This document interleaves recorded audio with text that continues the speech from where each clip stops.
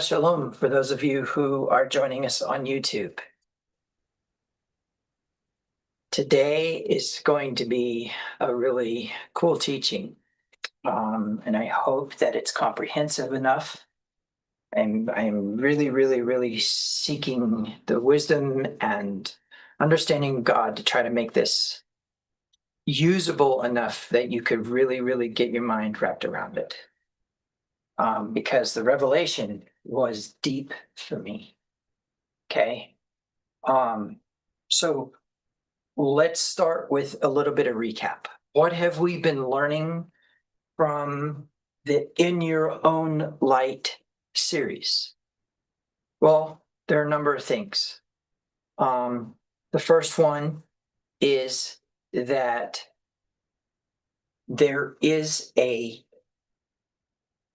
system in place during the counting of the Omer in which we offer to this world the Elohim part of ourselves. We see ourselves in a light and then we move in that light. And the way in which we have learned to do that is to what? To receive an energy, charge it, store it, wait for the vessel, identify the vessel, transfer the energy. And that energy can be in the form of finance. That energy can be in the form of words, which we will get into a little bit today. And that energy can be in the form of emotional support, but also a direct vibe of energy. When I say a vibe, I want you to think about the times when you have been around a person and you felt uncomfortable and they haven't said a word yet. What were you detecting? What were you experiencing? Well, what's interesting is that if we were to ask a scientist that question, then they would probably respond that it's imagined.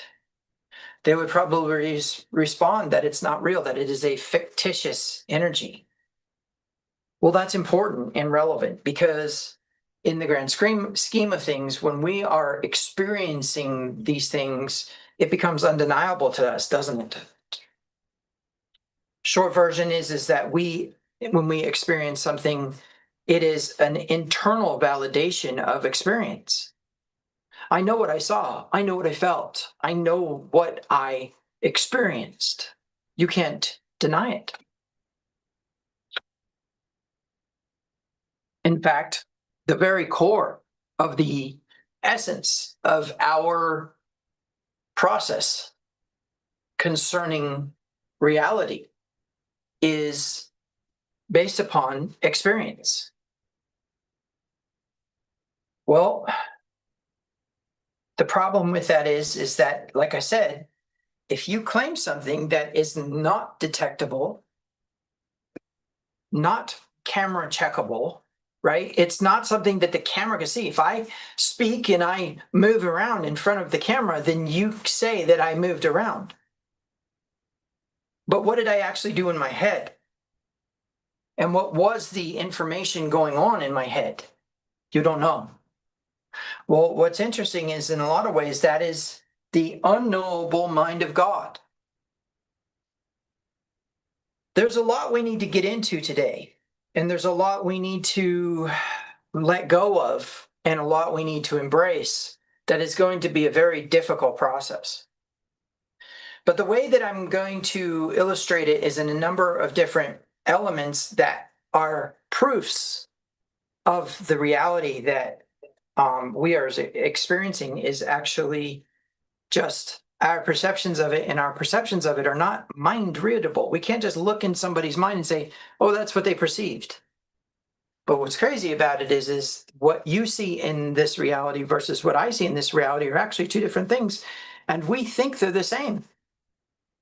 And what's interesting is we may look at a red cloth and both see a red cloth, but I see that red cloth very different than you see it.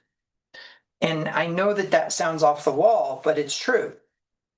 Each one of us experiences reality differently based upon our biases, based upon our wounds, our limiting beliefs, our entitlements, our lack of imagination, based upon our experiential knowledge of those specific things. What if, the last time that a little boy saw his mother before she died in a car wreck was she was wearing a green, like a forest green velvet dress? Your feeling, your touch, and observation of that velvet is going to be very different from that little boy who has grown up. You both will hold the same piece of velvet, and there will be a very different experience. Well, that is both a blessing and a curse, right? Because the blessing is that we are all very unique.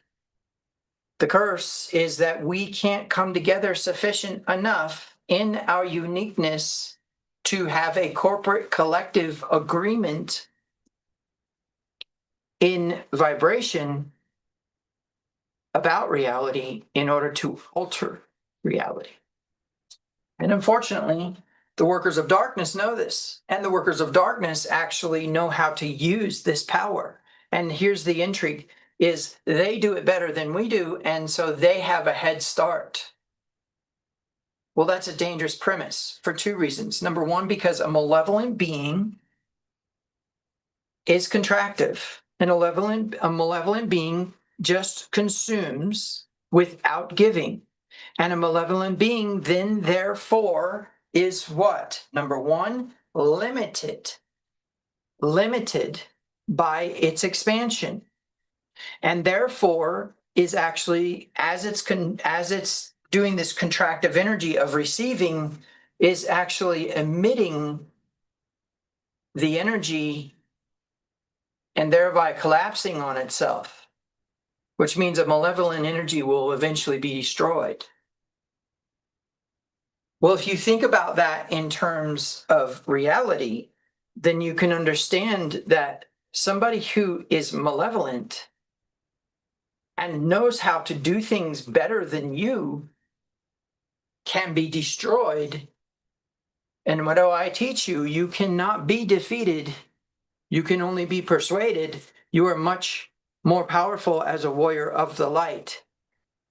However, we are unlearned, and that is dangerous. In fact, one of the verses that I hear often in my household is, without a vision, the people perish. They perish as a result of a lack of knowledge.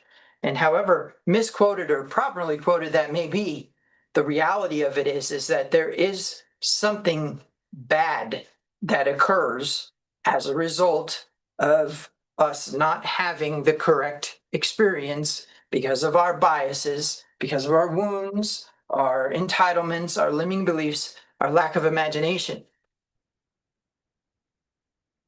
In fact, there is actually a reality here that says that when we are embracing the truth of God, we are going to have to embrace it through a symptom of Him instead of Him.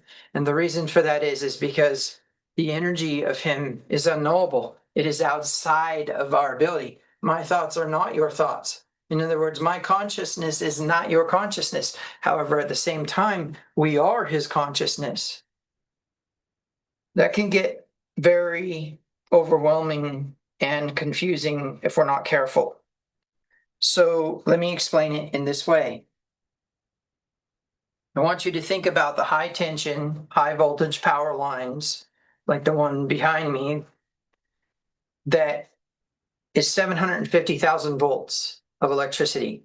If a person is inappropriately positioned, and there are actually videos on the internet that you could actually find and see the result of this, where somebody who has the training, who has the knowledge, and who has the experience inappropriately touched one of these power lines and literally exploded. Flesh all over the helicopter.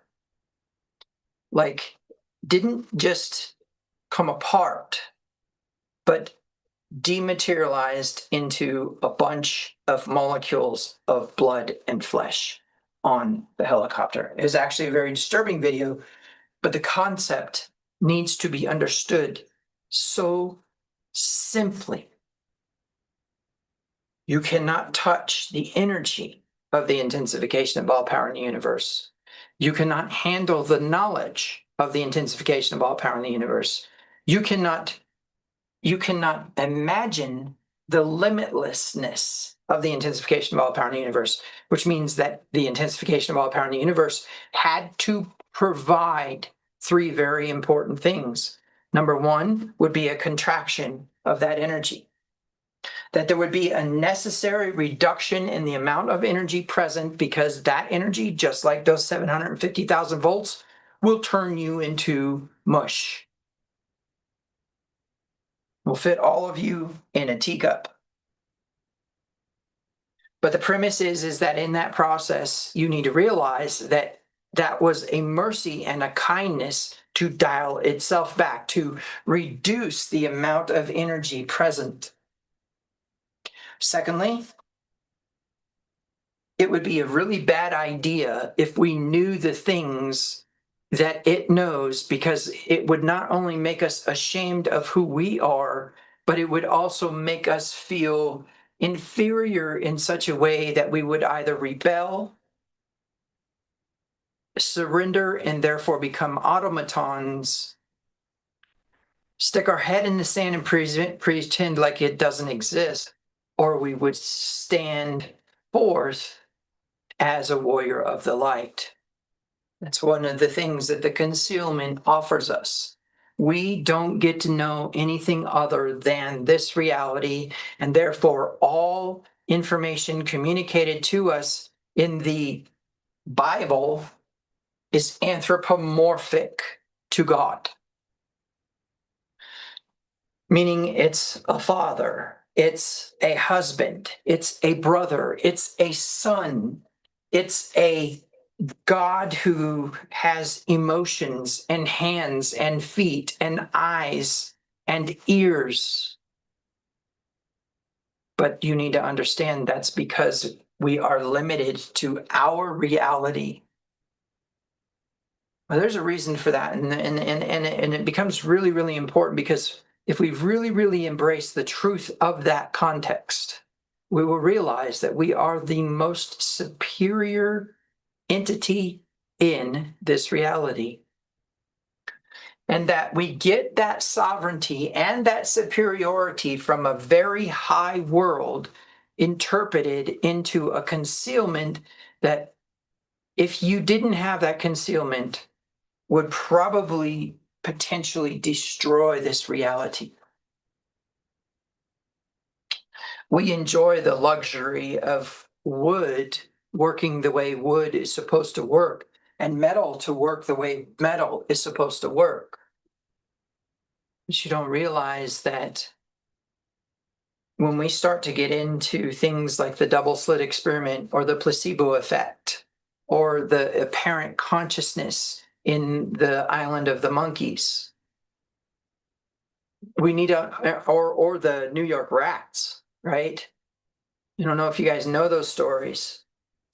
Perhaps maybe we'll just discuss them in Midrash, but I want you to understand that really what we're working with here is that your consciousness is enjoying the wood and the metal being in the consistency that it is, but your consciousness, with the right training, with the right understanding, can actually alter that condition and decide that wood is actually bendable, or decide that metal is actually not bendable.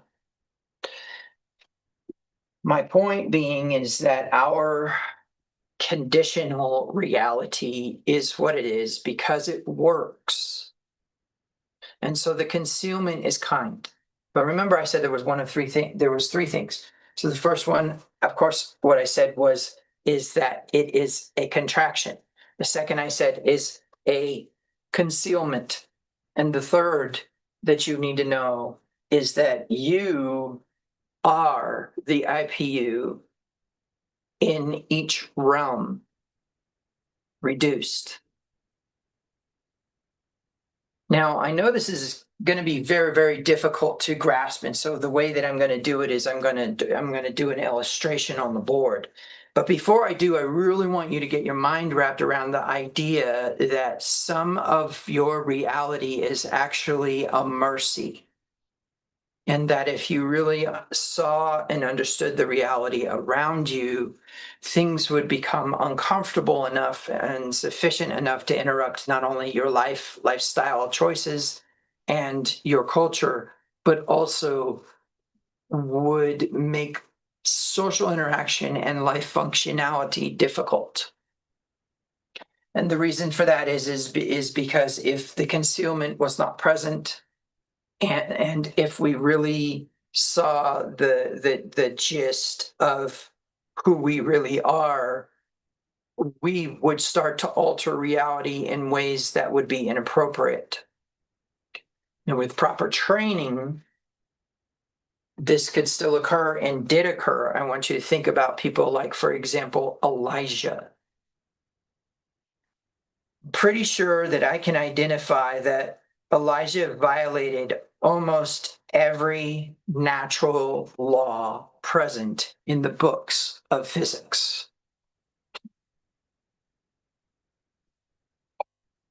He controlled weather. He controlled matter. He controlled fire. He controlled wind. He controlled earth. He controlled life or death. And he also controlled his transition out of this realm. In fact, Elisha was twice as powerful as Elijah. Although we don't necessarily see the same mechanisms being activated, we know that the first thing that Elisha did was bend water. You say, how? Well, right after Elijah went up, his mantle fell to the ground. Elisha picked up that mantle, walked over to the Jordan, slapped the Jordan, asked, "Where is the God of Israel?" And the Jordan piled up as if there was a dam there, and he walked through the Jordan on dry ground. It is important for you to understand that what you think your reality is merely just a mercy of comfort. But I want you to also understand that your access and the ability to access the higher things of that reality are forbidden from you and concealed from you because of what you would do to it if you don't have the proper healing. And because I'm going to propose to you that nobody is unwounded.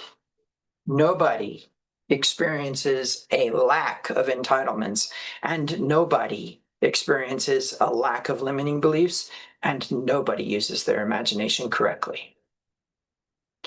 In fact, I'll make a brief point on that. If I was to tell you that you were going to turn off this video, go get in the car and get in a rollover accident and be paralyzed for the rest of your life, you would become angry with me that I spoke that. But if I was to tell you that you were actually tomorrow going to go get a lottery ticket, scratch it, and actually get the biggest jackpot that has ever existed, you would dismiss it. What is the anger? The fear that it's true. What is the dismissal? A lack of imagination, limiting beliefs, wounds, and unfortunately, entitlements. What's the two-sided coin of entitlements? Well, on the one-sided coin, you believe that you don't deserve. On the other side, you believe you deserve. And that is the knowledge of good and evil. that is trying to intermingle those into the reality of who you really are. So I know that was a bunch of rhetoric, and I don't want to necessarily leave you hanging in those thoughts. The recap of In Your Own Light is a necessity to realize you are actually an Elohim, and these energies that are available to all during the counting of the Omer actually are your weapons of warfare against the darkness of this reality, of this world. And I propose to you that we're going to learn something very, very powerful about that system and mechanism. So I think we should go ahead and jump to the board and get into some information about all of this.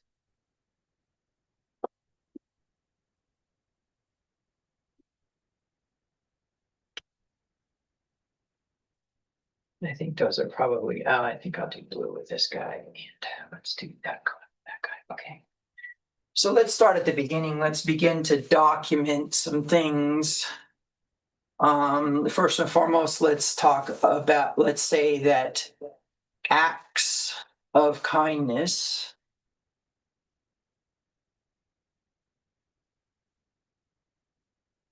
from,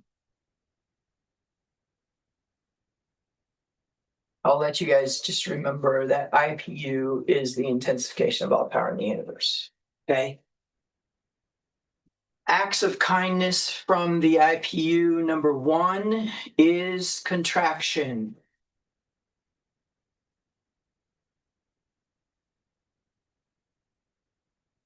Lovely spelling. Lovely spelling. Thank you for letting me be vulnerable in front of you with my spelling. Contraction. And contraction is about a dialing back. The gentleness and meekness of the IPU. Second is concealment.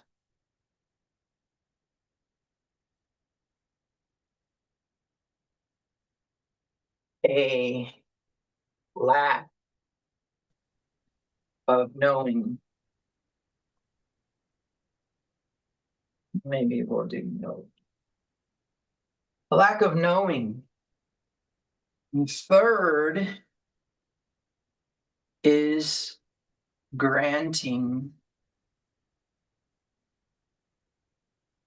of superior. Oh, I don't mean to put that in parentheses. Superiorness.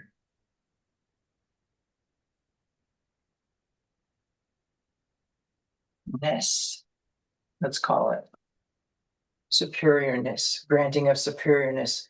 And all of these equate to that original.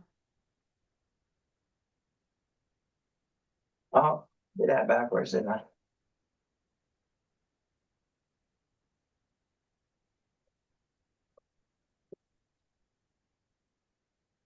All of these equate to the original desire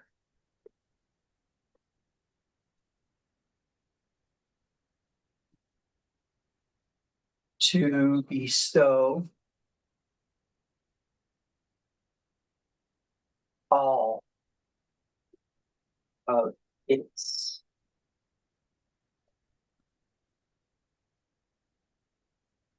benevolence on. So what is the point here? Why is this true? What is the idea here? Well, I want you to think about if you were going to say buy some land and design a house for yourself. So there would be a few conceptual elements that would begin the process. You would start to think about, okay, what do I want to be the focal point of the house? Like, where do I want the gathering of people to occur and why? Or what do I want to be the highlight of the house? And of course, for me, it would be the kitchen. I love the kitchen. I love cooking. I love the connection of people to food, right? And so the other rooms would probably get less budget. The other rooms would probably get less attention. Now, the second runner up, of course, would be the private space, which would be the bedroom for myself. And when I would think about those things, I would say the next runner up for the budget would be this. And so then I start to determine spaces based upon the budget of cost per square foot.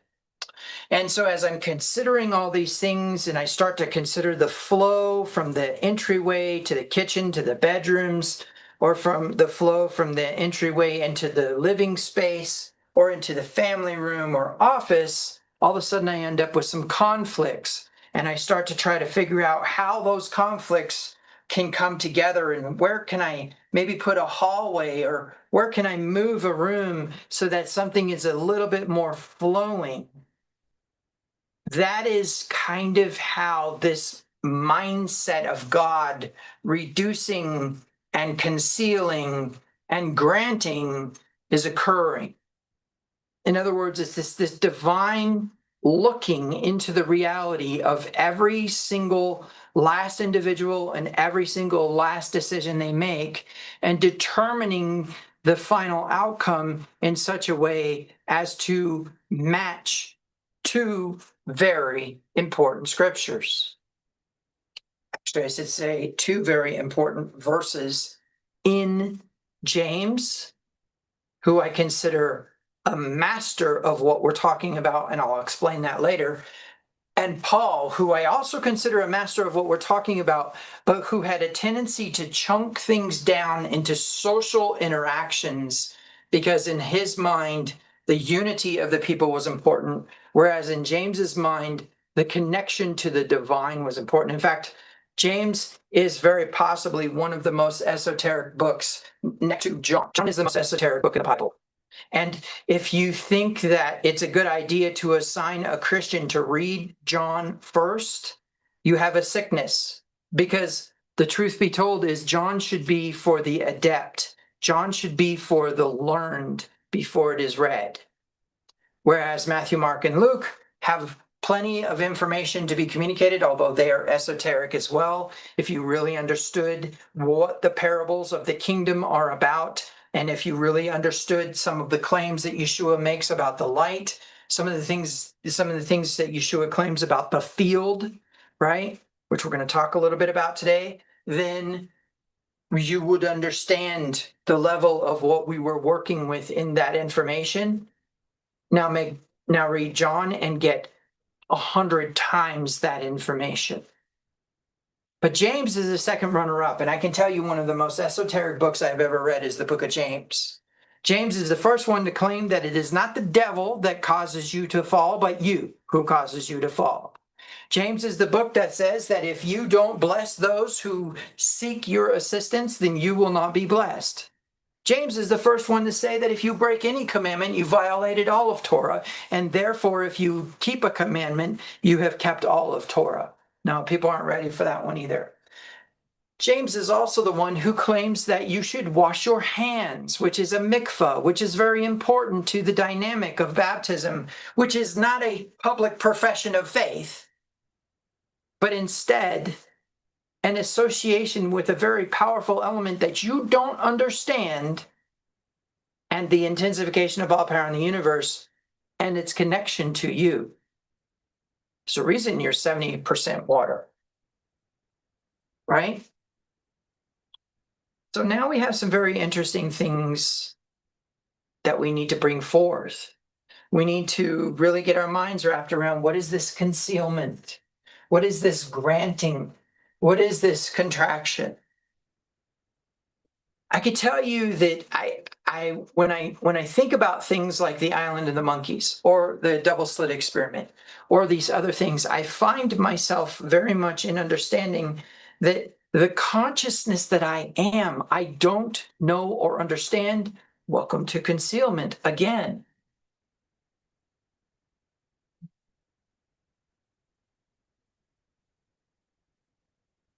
You know, we spend a lot of time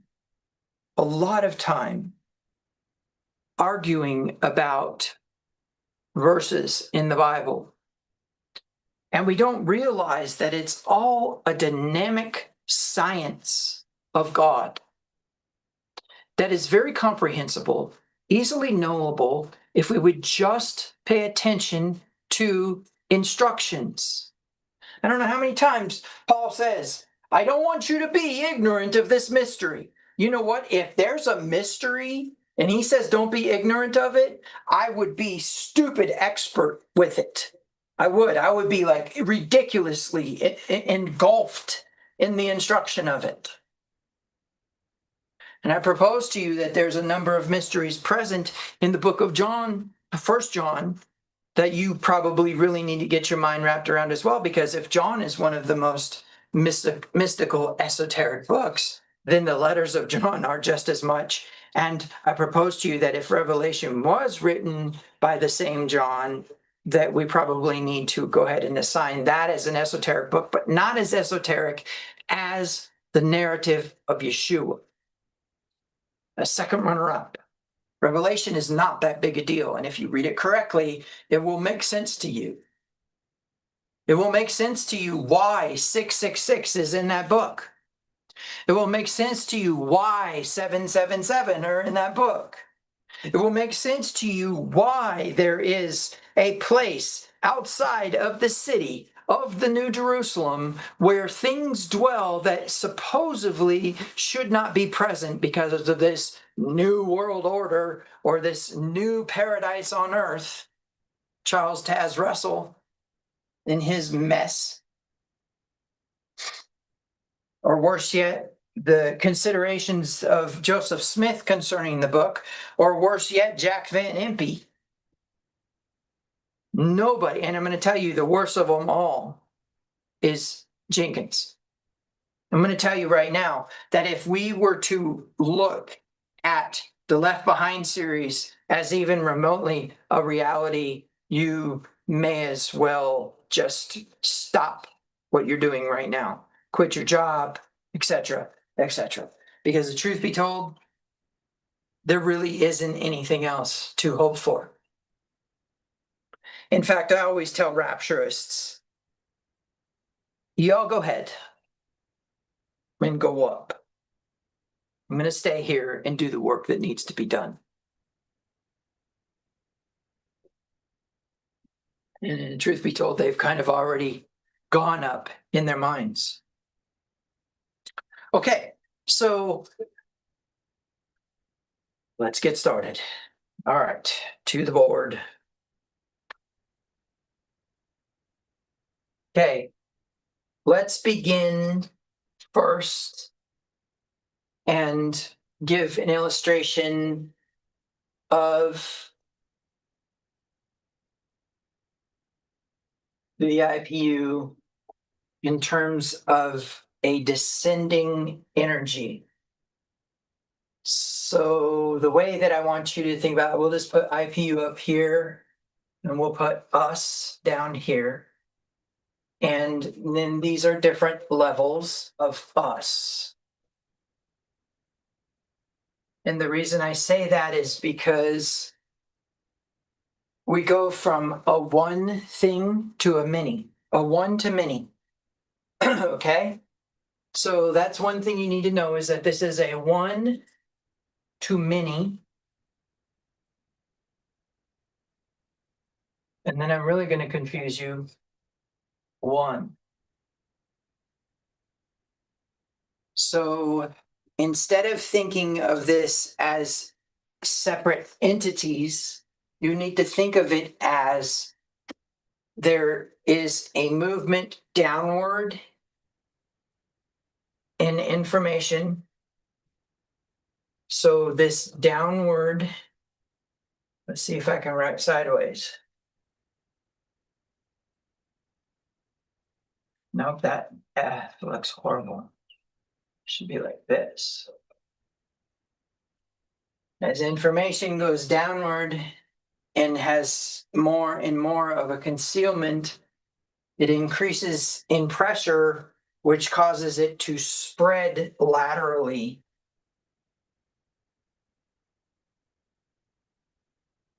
Now, in that process, we also need to realize that the one too many, I should say one too many, let me move this mini over a little bit.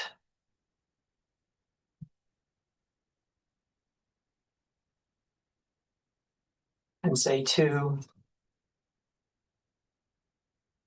In fact, we'll even put it in yellow. One too many. One. Why? Because we need to remember that no matter what happens, there can never be another one. Let me make that clear. There can never be another one. There is only one God. Okay?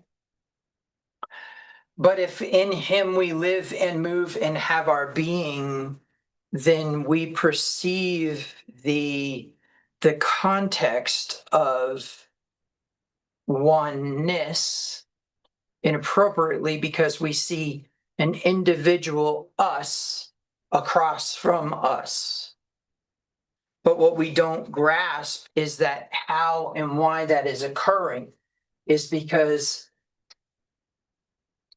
well, maybe I need to illustrate this a little bit different. So let me go ahead and I will grab this here. And I promise I will go back to the board because I know I'm not on the board right now. I'm just going to kind of filter this back just a little bit, or not filter this back, but I'm going to create something here. And what I'm going to create is this. Let's go ahead and do this in red, actually, so we have a nice contrasting color.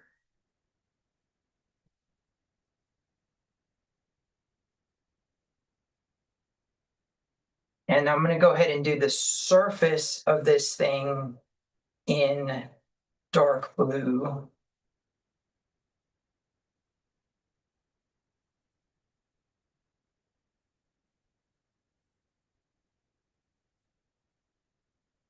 So now you understand why it becomes lateral, because it kind of hits a limitation, and that limitation is 100% darkness.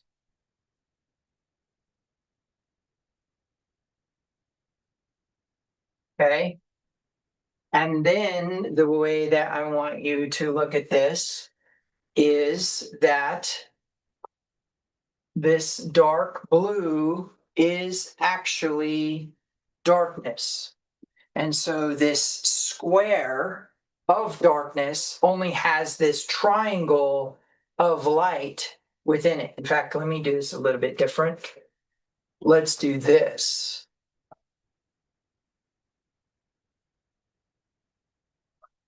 So that there's no extra space. So anywhere that you do not see this coloring,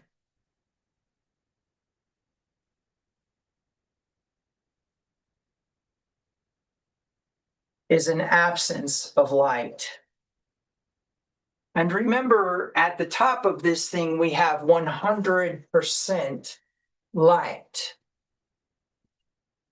So light travels down to this pinpoint moment where it begins to pour out.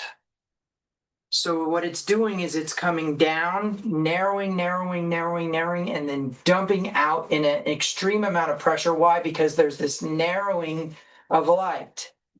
You say, well, where's your proof in this? And I can tell you that it is in the fact that Yeshua said to a people who did not believe that he was the Messiah and did not know who he was, because of the fact that after the Sermon on the Mount, they walk away saying, this man is one who teaches with authority, not like our teachers.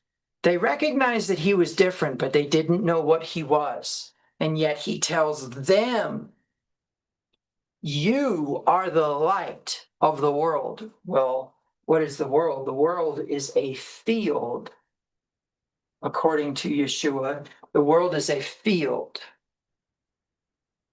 Now, I'm not going to get too much into that yet, But what I want you to get your minds wrapped around is that the way all this works is that there's a filter point here, okay? In fact, I'm going to put it in purple so that we can remember there's a filter point here, okay? So all light and all energy,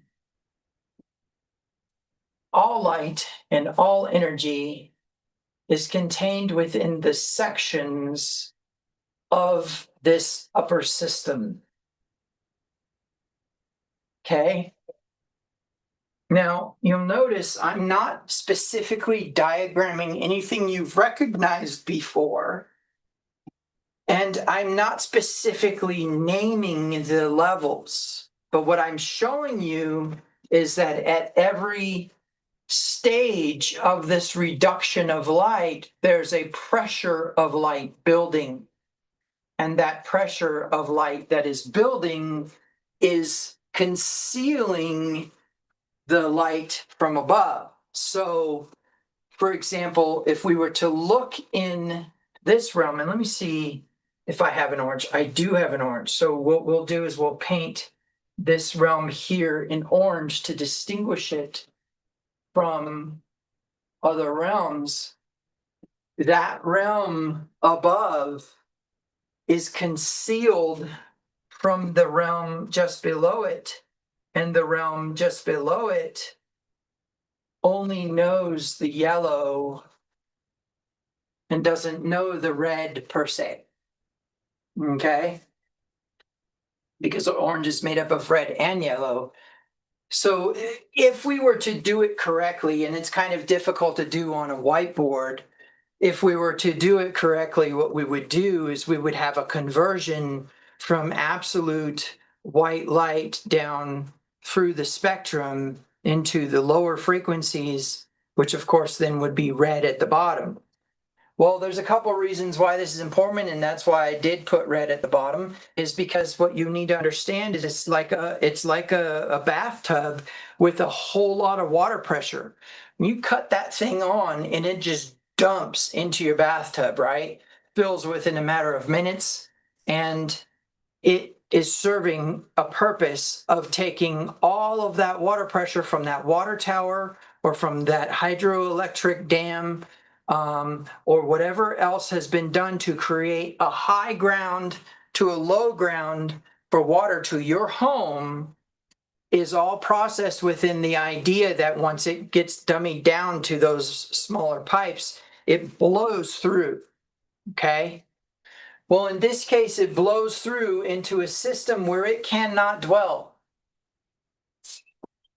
which would be what? 100% darkness. So it stops there and spreads out laterally. Well, what is that spreading out laterally? Us. Us. And I'm about to prove it to you, because everything that pertains to human interaction pertains to something very specific, which we call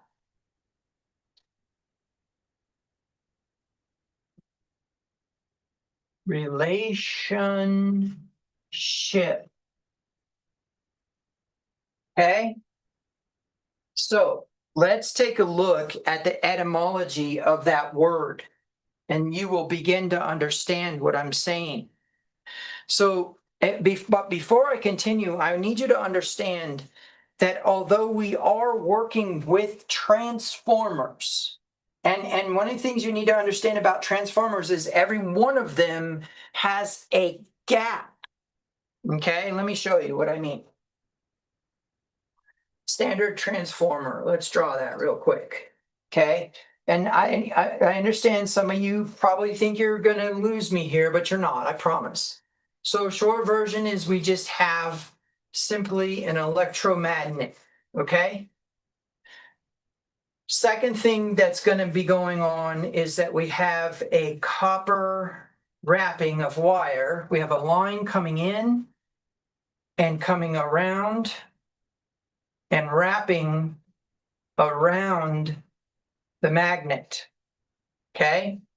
And then on this side, we have the same thing, And for those of you who know what I'm doing, please don't critique the fact that I haven't talked about the windings. The windings are important. But what you need to realize is that there is no way electricity can pass through this magnet, okay? This is a semiconductive or a non-conductive material. And so interestingly enough, what's happening here, and this is important, is depending on the number of wraps, right? And I know that I didn't actually do this correctly. So those of you who know electricity, please don't critique me on this. But what I'm trying to show is that there's actually a transference of an electron. There's a transference of an electron from one side to the other. And that's actually what's getting dummied down. There's more electrons on this side, than on this side. So that is how electricity is brought from 750,000 volts. We'll just make this a really, really crazy hypothetical thing.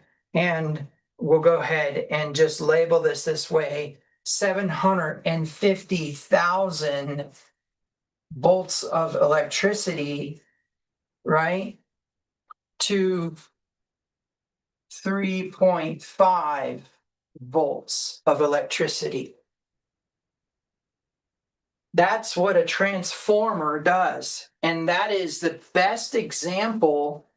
Remember, Paul says, as below, above, so below. He says that which has been made tells us about that which we cannot see.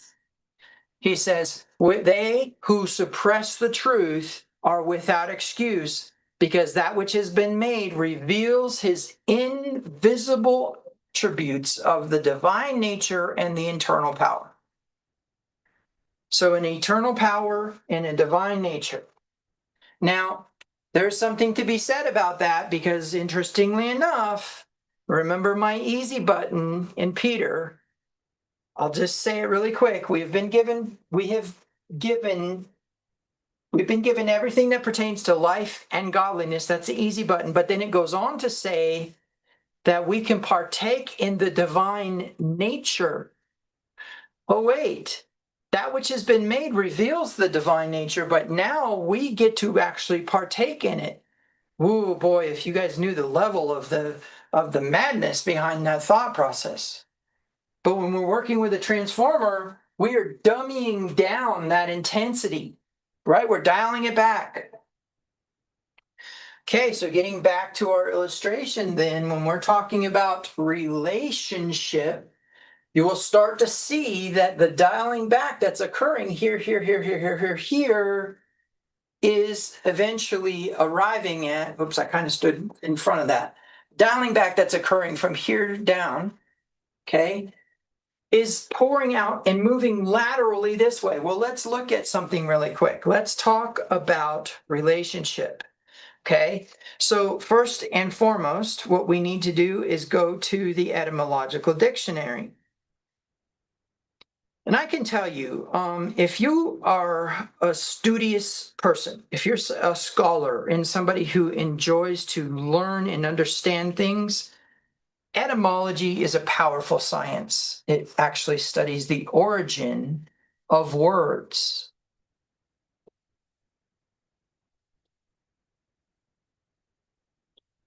So it's interesting. In order to really understand this, we need to understand the power behind it. So in this way, we have the 1640s, a sense or a state of being related, right, by kindred, affinity, or other alliance, from relationship, specifically of a romance or of intimacy, sexual intimacy, by 1944.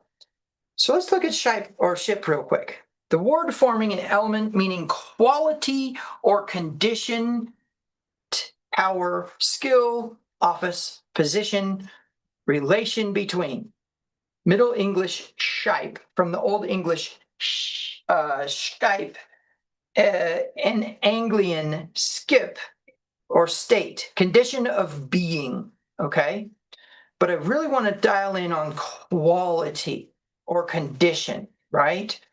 Proto-Germanic skepi, right? Which is a cognate of Old Norse skapar or skupper, and Danish skab, Old Frisian skip, Dutch schap, German schaff, from scap, to create, ordain, or appoint. From a Proto-Indo-European root, skep, forming words meaning to cut, scrape, or hack. Okay, so let's talk about this for a minute. A relationship, the ship part is the shape or quality or condition or state that it is in. Okay? All right, so now let's go back and let's look at relation. So this is a powerful one. This is pretty cool. So this is circa 1300 relation, which is relationship, connection, correspondence, late 14th century, as an act of telling or relating in words. Oh, this is going to be powerful. From Anglo-French relation, or Old French relation, report or connection, and directly from the Latin relationem, right, which is a nominative of relatio, bringing back or restoring a report or proposition from relatus, see, relate, which we'll get into in a minute, meaning person related by blood or marriage, is attested from the 1500s. Phrase no relation, not in the same family, used in differentiating persons with the same surname, is attested in the 1930s. Okay, so now we go to relate.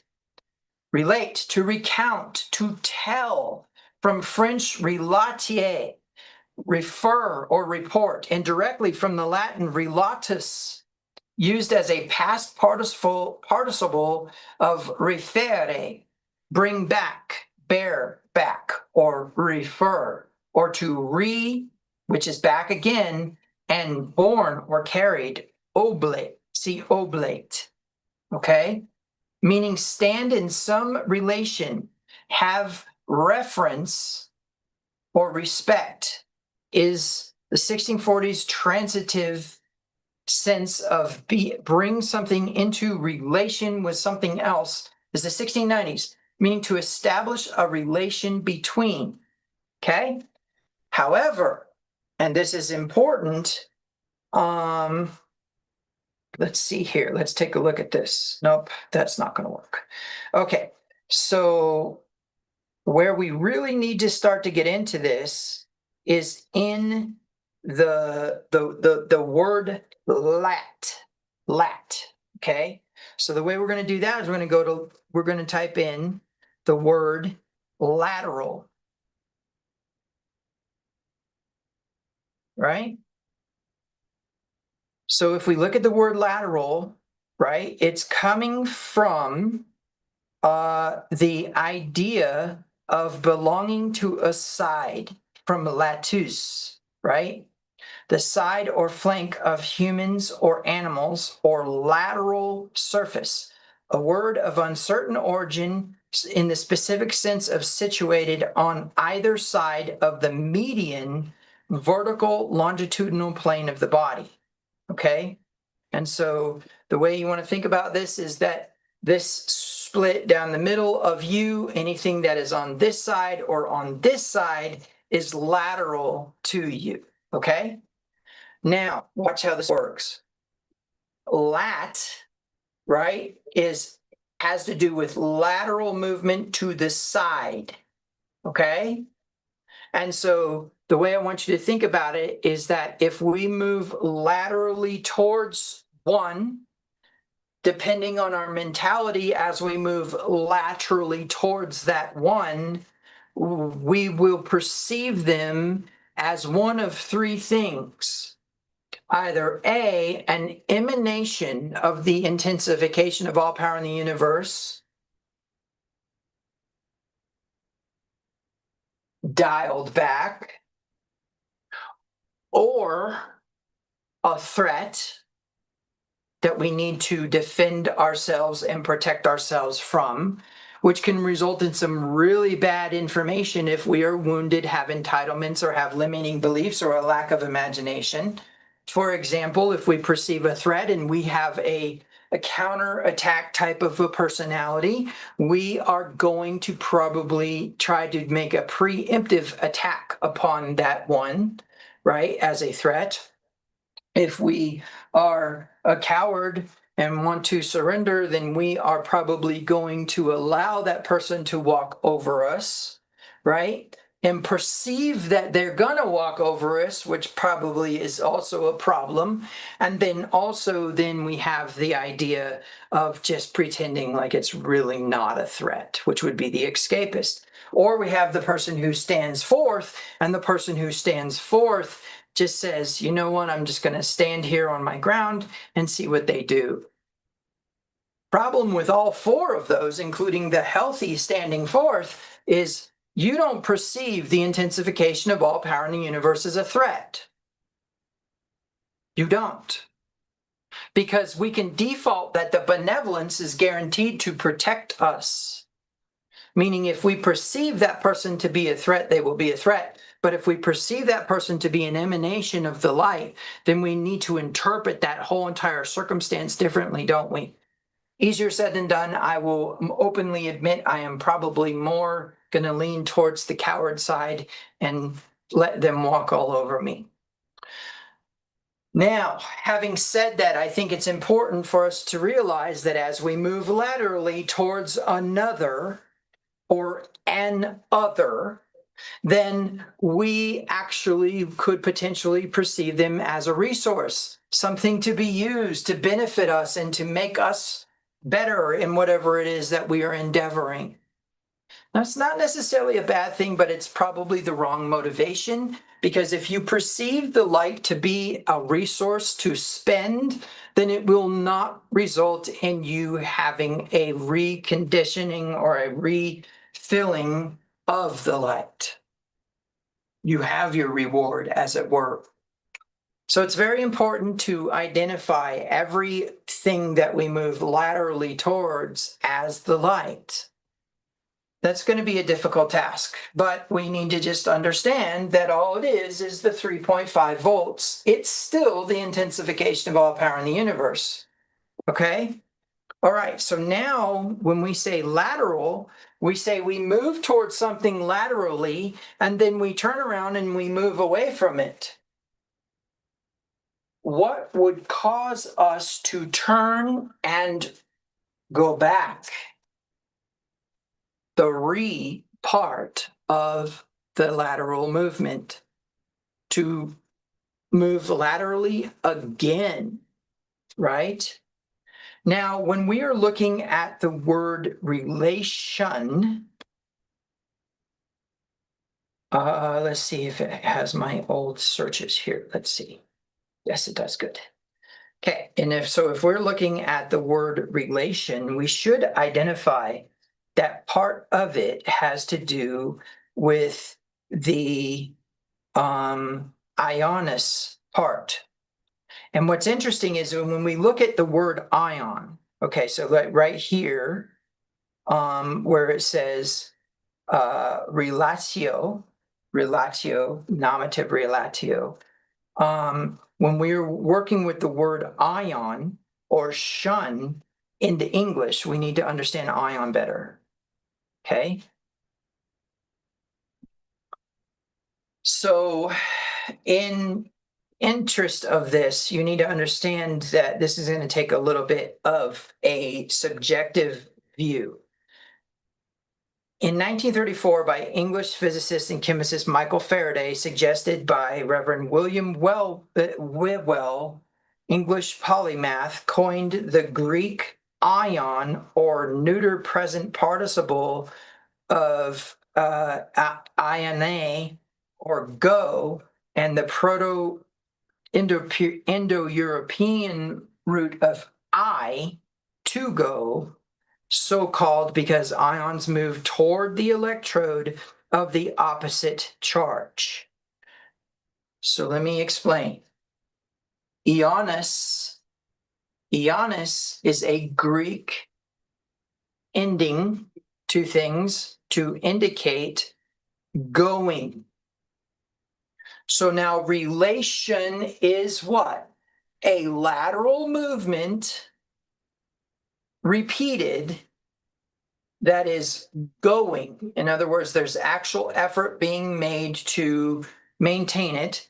And then we accept that it is the shape, quality, condition of that lateral movement, and therefore the cause and effect, action, reaction to that lateral connection.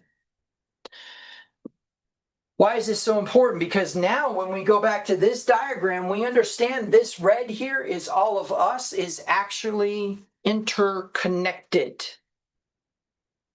And furthermore, because of the concealments, we understand that we cannot, let's see, I think I'll go to the board for this one. We cannot actually see anything beyond this point. And I will propose to you that if this is the highest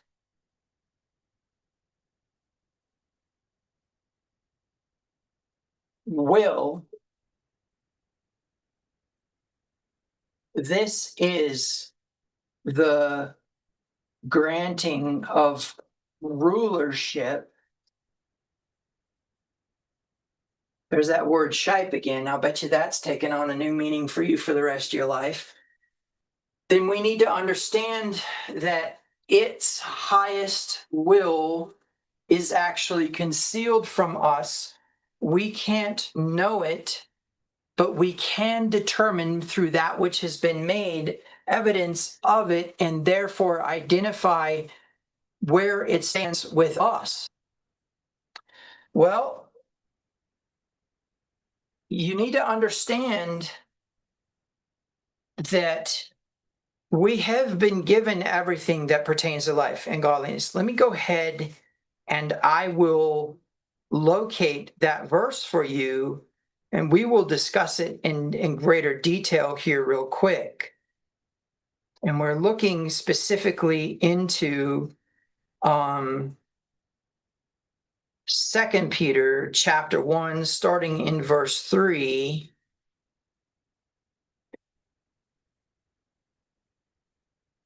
And I think New King James is appropriate.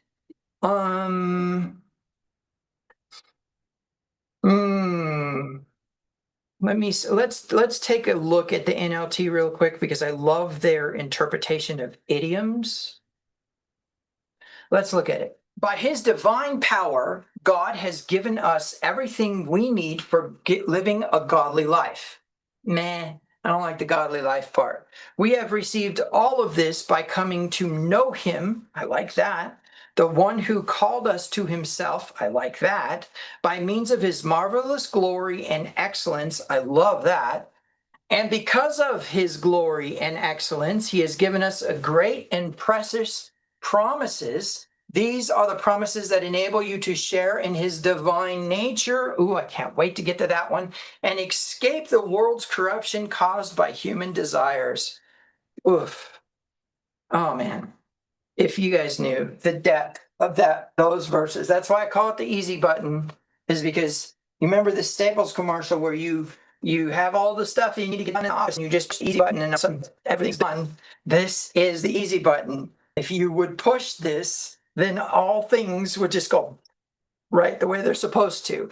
But we won't push it because we have our own notions about what it actually is and who we actually are. Okay, so now in that context, let's move to the next level of this, because I want you to realize that as the power is diminishing, in fact, let me go ahead and label that really quick. You can add this to your notes.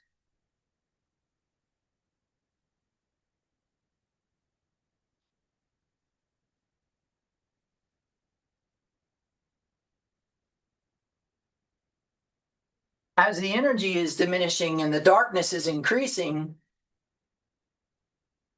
the result is a pressure. And what specifically is that pressure? Guys, if you could get your mind wrapped around this, it would be really, really powerful for you. The pressure that I'm talking about is the desire to bestow. Let's go back to this screen. Desire to bestow all of its benevolence upon us. Okay?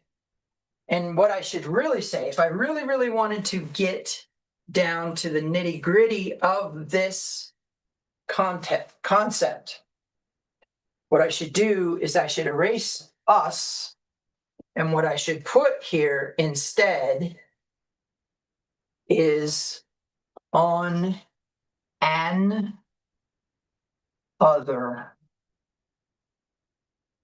Because we need to be clear that it was an act of kindness or mercy that actually caused this all to occur. There was a desire to give to something totally separate from itself.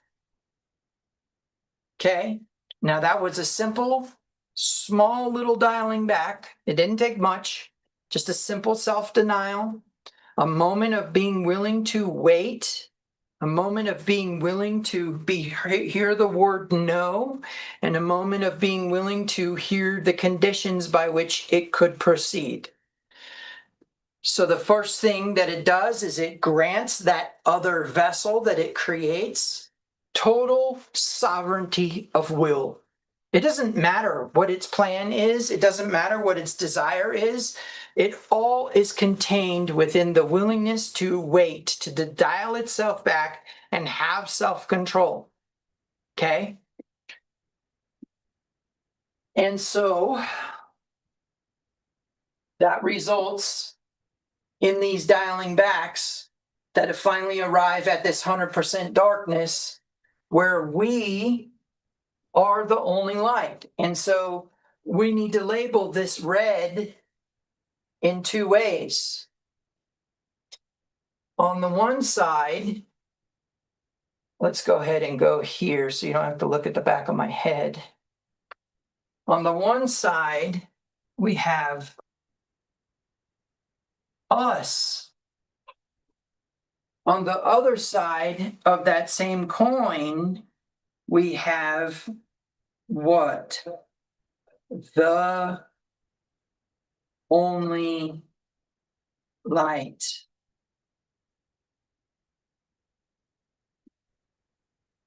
The light of this world is us. Now, we can go back to our thought process of the greater and lesser. Okay, let's just go ahead and do that real quick. Just give you some recap, some reminding, right? Oh no, we're not going to use red. I'll use this color. I like this color for the picture. I don't know why. And this color for the cup. And then, of course, we have the blue, right? Representing the amount that is full. And so, of course, then we need to label, and the labeling that we're going to give to this is greater and lesser. And this is just an economic status, spiritual economic status, knowledge, mental capacity, and maybe I shouldn't say capacity, mental stability, emotional support or stability, etc. This is not an insult. The lesser, okay, let me make this clear. The lesser is not shame. And that's going to become very, very important here in the near future of this message. The lesser is not shame. So let me go ahead and navigate. Well, let's see. How do I want to do this? Okay, so first of all, let's continue labeling this really quick. Okay, so then we have the movement of, then we have the movement, right, of the energy into, and it can be water. It could be pouring a glass of water for somebody. That's totally true, right? And of course, we know that that is only contingent upon compassion. That energy moves. Compassion for what? Well, that would depend on the type of energy, wouldn't it? But then we can also conclude that this is viewed in terms of a reduction in the greater and an expansion in the lesser. Okay? A raising of the economic status or elevation of the lesser, and a reduction in the economic status or a cost to the greater. Okay. Now, the next thing that we need to get into is the idea of promise. This is going to be powerful right here. So let me explain this. If, and I'm going to do it like this, so we're going to do this in conditional statements. So you'll find conditional statements in computer programming. No, that's not what I did. There we go. If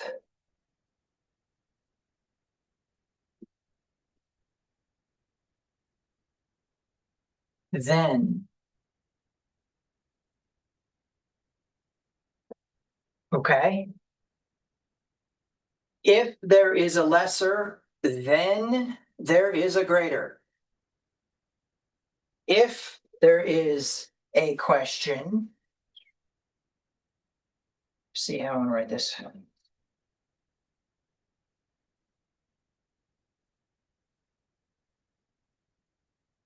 Then there is an answer.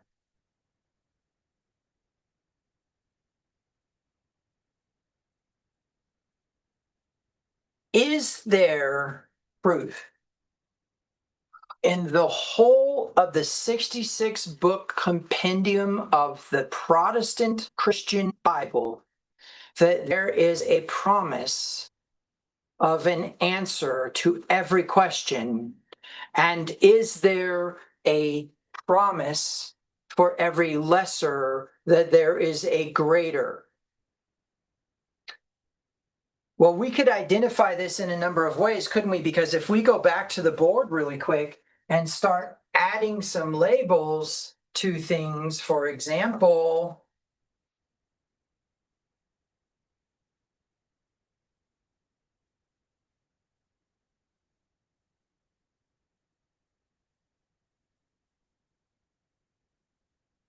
vessel of reception,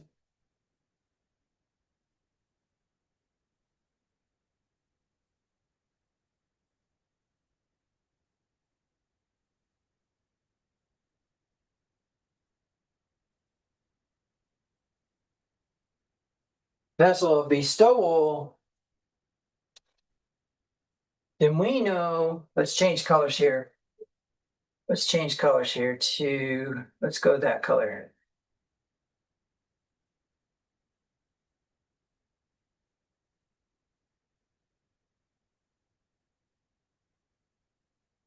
The feminine, okay. I don't know if I spelled that right. And then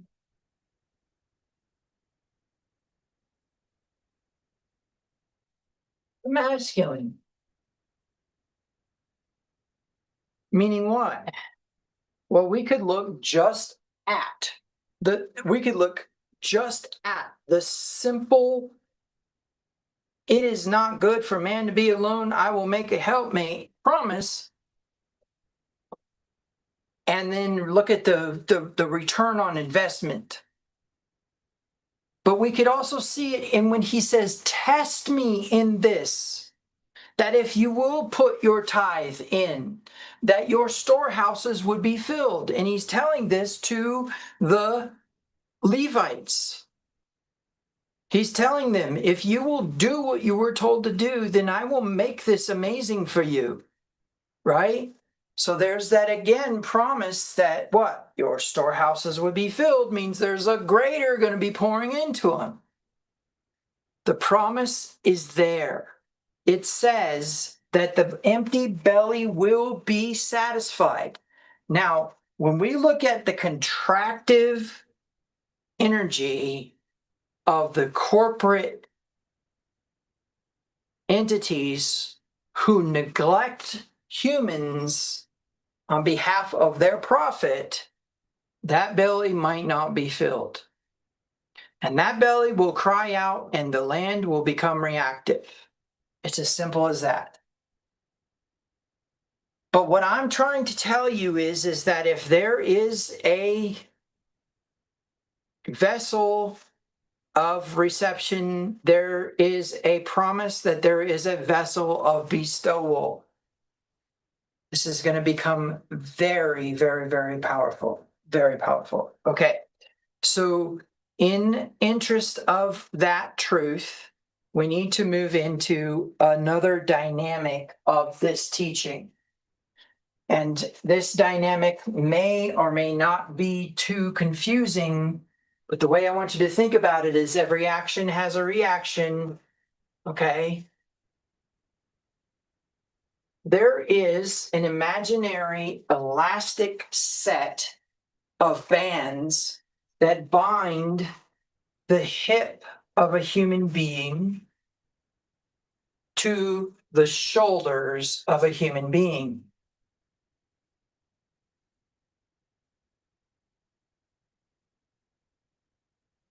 Okay? And you need to know that if I move, let's put this in yellow. If I move this point here back and forth, like from the back of the board to the front of the board, or I'm sorry, from the back window to the board, right? So let me explain. If I move this shoulder this direction, my hips turn. Now, in martial arts, this is a very, very powerful truth. And I want to explain to you that if you stand straight and try to turn your shoulders without moving your hips, you can't. And if I can get you to move your hips a certain direction by turning your shoulders, then I can displace where you have placed your feet. And A, if there's something there for you to trip over, you're going to fall. Or B, if there's a hole for you to fall into, you're going to fall. In other words, it is designed to alter the base of a person and therefore displace them. So the way I want you to think about this is that if I move a shoulder, the hip moves with it, okay? Now, this is something very interesting because it's a combination of compression and tension that causes this to occur. Now, there's two pieces of information present in this truth right here that you may not realize, and that is, as something is moved, let's go ahead and let's get crazy with this now. And I'm going to go ahead and use my finger for it. If something is moved within the energy of the system, everything is affected. Now, there's a few reasons why that's important. You see what that triangle I just drew on the board is actually the center of your base. And what's interesting is that entire triangle is moved by me moving your shoulders, or moving your hips or moving your feet. So if I want your shoulders in a certain location, I just hook your foot and move it. Your shoulder changes to the position I need it for whatever it is I'm going to do to your shoulder. I may need your shoulder in a position for a dislocation, or I may need your shoulder in a position for a throw. But the point being is that everything is affected in the system by any movement of any other pivot point. And where this becomes really powerful is in the head. I can control an entire body with the head by turning it, right? By turning the chin. The shoulders move. As the shoulders move, the hips move. And as the hips move, the feet move. I got you on one post, down you're going, just by the movement of your head. And where this becomes very, very important is in the reality of the fact that a twisted head or a moved head affects the entire system. Because what you're going to find out is that we are the base of the intensification of all power in the universe. And if something unseats us, then the unseating goes all the way up, trickles all the way up, and affects the entire system. The entire universe, as it were, is affected by the unseating of an Elohim in this realm. And that is because a sovereignty was granted to the head of man. Let me illustrate for you how this works. Let's go back to our map here. I'm going to add one more thing to this already complex map of information. You say, why are you adding one more thing? Because I can. How about that? Yeah, we'll go with that one. And here we go. I want you to perceive and picture that at every one of these intersections, and let's do it this way. Every one of these intersections is a relationship, a rulership, a will, and a sovereignty. Okay? Now, the way I want you to think about this is that one level grants to another level a measure of sovereignty, and that sovereignty cannot be superseded by the sovereignty above it, because, and this is important, this whole thing was about ability to choose. Yeshua was in all ways tempted but did not sin. Why? Because he was actually the Torah made flesh? Nope. I'm going to tell you right now, if the Torah made flesh came down here and overcame its temptations because it was Torah, we do not have redemption. He had to be able to sin in order to become sin. And what I mean by that is he made him who knew no sin. Why? Because it's Torah. How could it violate itself? Right? To become sin for us. How? By taking upon the consequences of it. Think of all the consequences, okay? Let's keep it simple. Let's do the flesh, okay? If you invest darkness in your flesh, the result will be dark flesh. Let me see if I can illustrate that for you. You choose to participate in something unclean according to Torah. Not according to what's right in your own eyes, not according to some theological doctrine designed by Presbyterians, but instead the actual reading of the book telling you that if you participate in this activity, you become unclean. You are letting your body know that you want to be unclean. What will be the result? Dis-ease. We could get into an actual detailed account of this and say somebody who believes that the law has been done away with goes down to Mexico and has a pulled pork sandwich and gets a tapeworm that causes them to become so crazy that they rob a bank. A factual incident.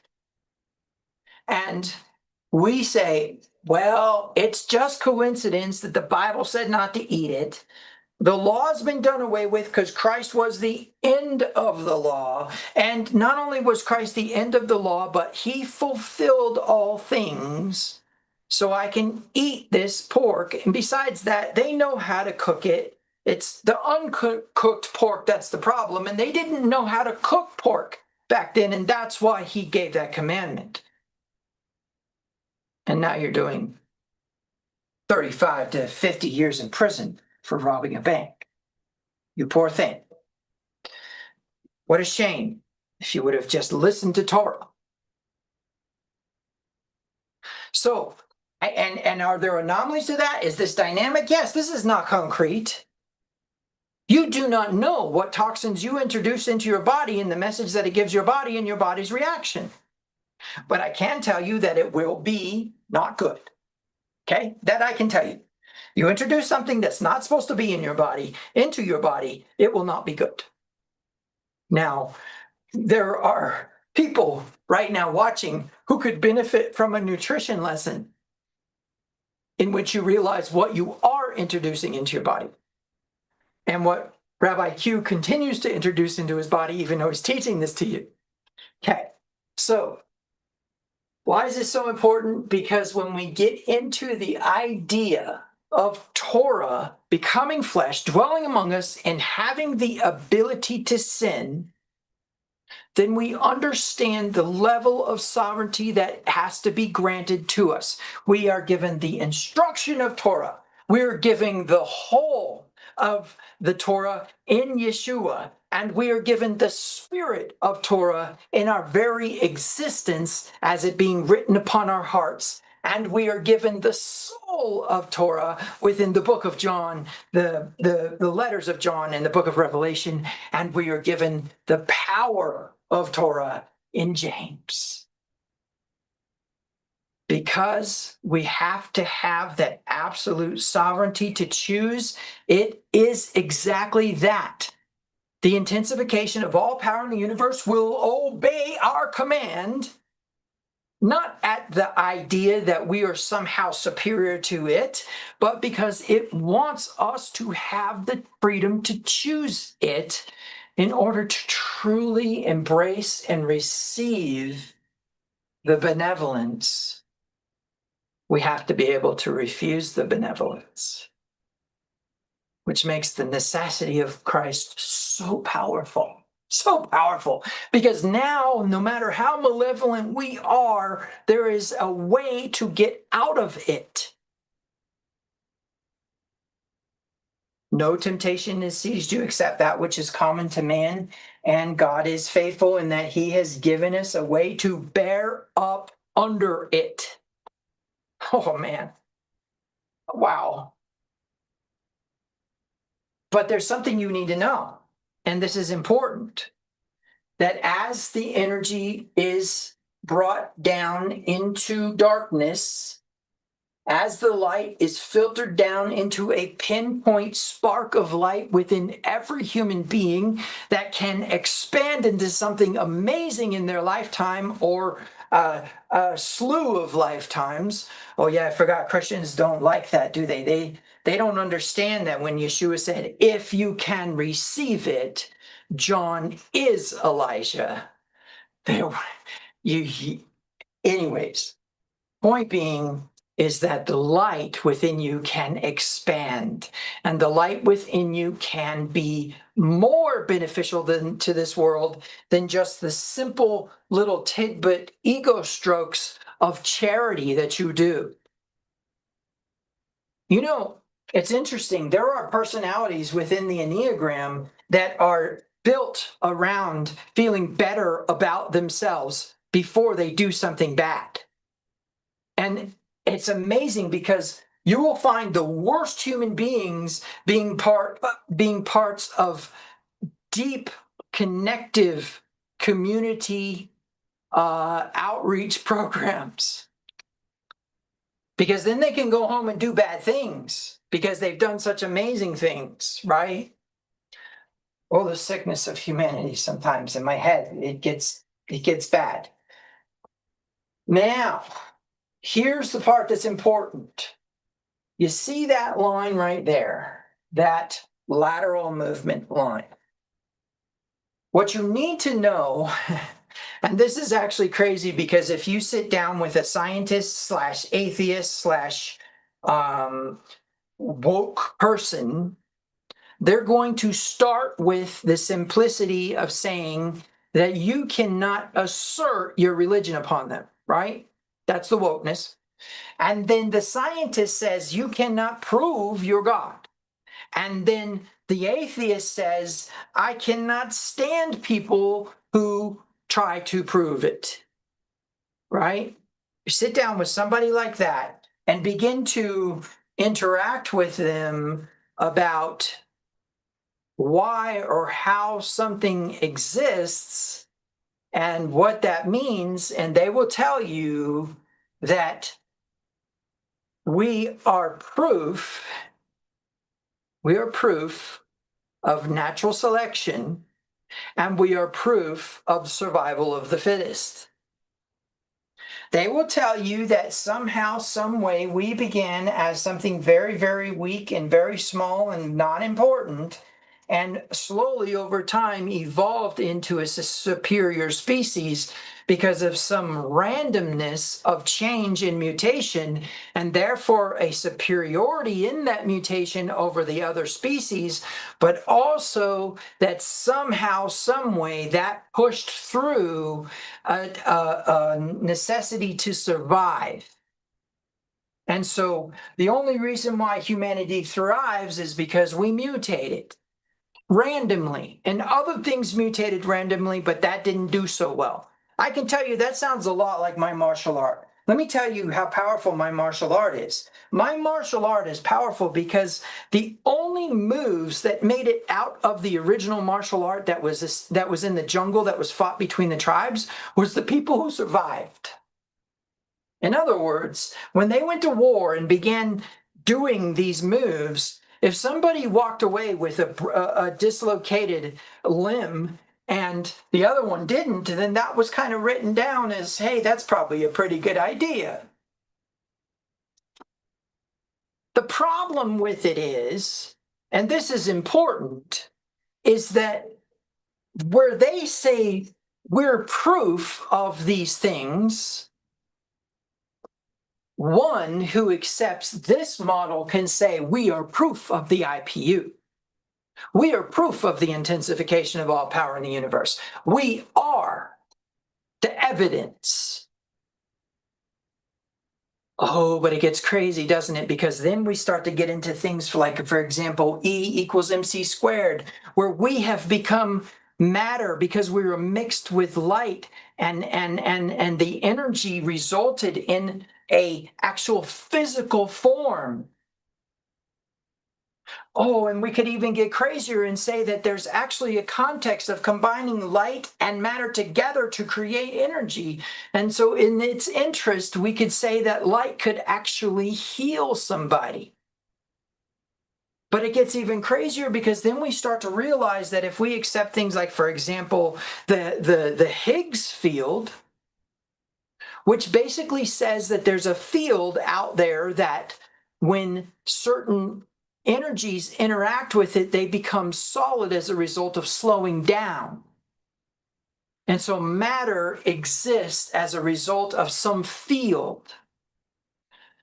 A field that's not detectable but is theoretically there. Oh my gosh, we could totally turn evolution on its head just by that alone. But the premise is that in all of this, there is actually somewhat of an evolution going on And that evolution that's going on is actually the result of the pressure of light upon this dark place, us being that pressure. We are the water coming out of the faucet. But what you need to understand is that then we have 199% darkness pressing upon that light. And what's in between every one of us is darkness. There's no light here. You're here, I'm here, no light. Unless we put it there. Okay? By coming closer together, we begin to share our light with each other. Relationis, the lat part, the lateral movement towards each other, and then the interaction that occurs either through our frames of reference of damage or our frames of reference of information that I'm sharing with you today that was already communicated in Torah. Okay, so now I need to show you something very, very powerful. So what I've already told you so far is that there is some field of energy that we're the evidence of. That sound is the evidence of. In fact, what's interesting is Tesla said that sound acting upon this field is light. Now, I won't get into the connection between the photon and the light I'm talking about in you, but there is one, especially when we get into the ancient pictographic Hebrew letters of Resh Aleph being a strong mind, or Aleph Resh being a mind strong, and the difference between it being the light or the eyes that see the light. Oh my gosh, you guys remember that study? That was crazy. Okay, so now let's go here and prepare your hearts. So let's start at the beginning. The first thing I'm going to say is that, we're going to have to draw first the concealment, which will leave the same color as it was. The concealment, the screen, the thing that prevents us from knowing, and the thing that prevents us from having the level of energy that the next world above us has. And when I say above, I need to make something clear. Above does not mean up. Because if you think up is up, you are mistaken. And the reason I say that is because we are already in an orbit in which we are probably tilted, I think it's like 19 degrees or something like that, 19.6 degrees. And so up isn't up anymore, is it? And what is up for somebody who's standing on this side of the earth versus standing on this side of the earth? What is up? Up isn't up, okay? I want you to think in terms of vibration, frequency, and energy when I say up, because that's how Tesla thought. And I can tell you that if we embraced the science of Tesla, we would lose a lot of our ignorance and gain so many special things, including but not limited to the study of this energy that I'm talking about today. And I propose to you that he knew how to tap into it. And I propose to you that he had ideas about free energy, about structures, about other things that would embrace this energy in a very different way. Okay? So back to our concealment. So now what we have here is an idea that everything that exists or pertains to our reality is contained within this box of what? Of height, right? I think I spelled that wrong. Me and spelling, huh? You know, you got to have something wrong, right? Height, width, depth, time, All right, so we're stuck in this box of height, width, depth, time. Everything that we perceive, everything that we think about, everything that we deal with in our reality, in our lives, in our existence is contained within this realm of height, width, depth, time. Now, here's the part that is important. Contained within this realm is a usage of the energy from the next realm. I will explain. In fact, I'm going to explain with a different color. So let's say that this is the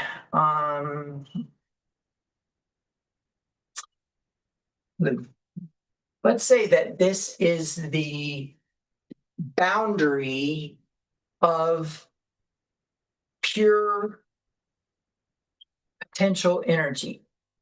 In fact, I don't even want to write it down that way. I think I just want to say, let's call it hope. Okay. And then down here is where we are. And just for illustration purposes, we're going to create the same micro or macrocosmic system from before that is the us's.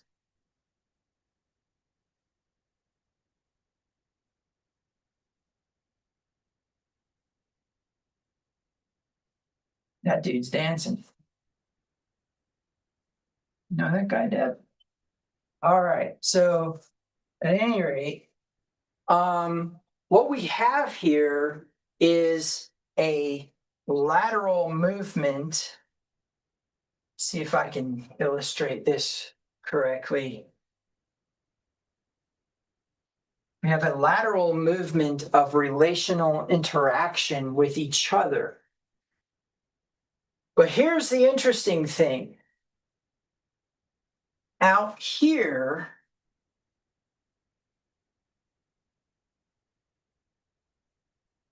is our dynamic of twisting, pushing, pulling, right? The tensegrity or the tension integrity of the system.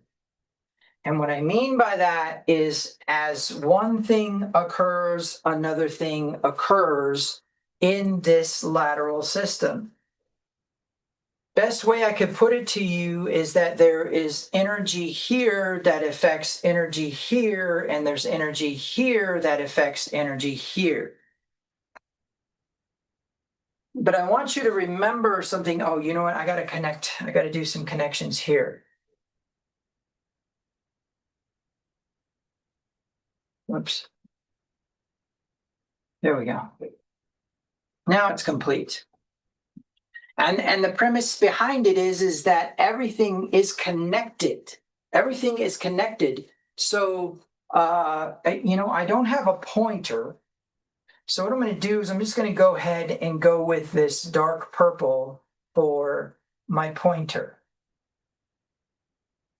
A change in energy here results in a change in energy here. A change in energy here results in a change in energy here, which results in a change in energy here, which results in a change in energy here and here, etc. It can also result in a lateral change in energy. But what I want you to get your mind wrapped around is that wherever energy changes, there is an effect upon it. Because what I want you to think about is, let's see, we'll go ahead and use this blue. Oops. You know, I only did that once or twice today. I'm getting better at it.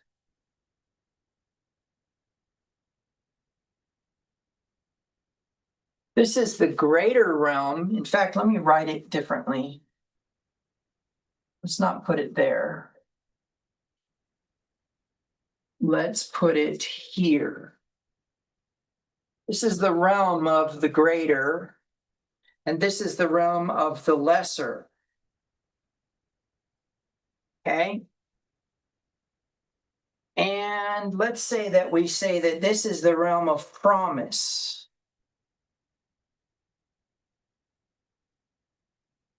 Okay? All right. Let's talk about what we've got going on here.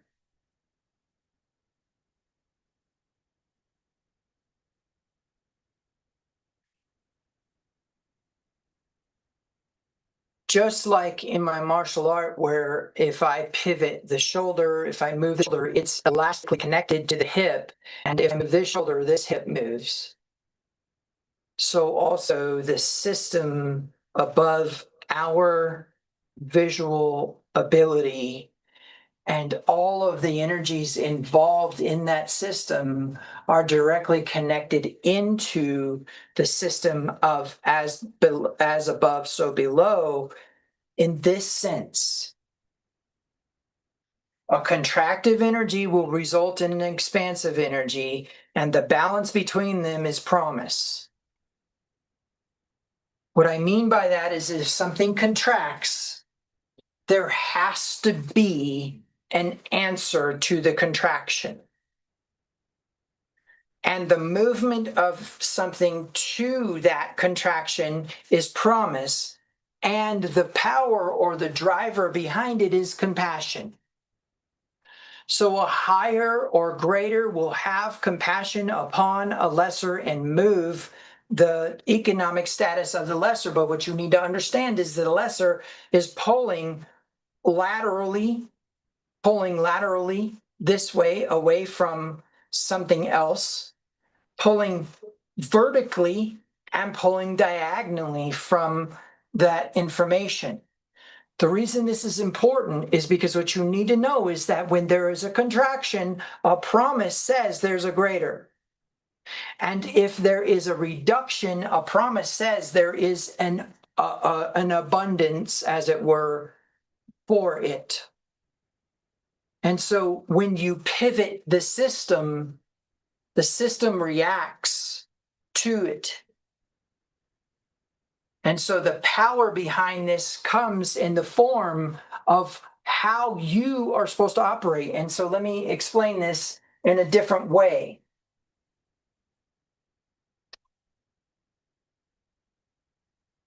Let's say that we add some labels to this system. And in fact, what I want to do is I want to actually put this in a different diagram. So let's start at the beginning. Let's just get this, let's get this diagrammed out real quick. So here is that dynamic system. I think I need these to be more pointy. So we'll just go like this. Here is the dynamic system of tension, okay? There is tension being applied to the system here.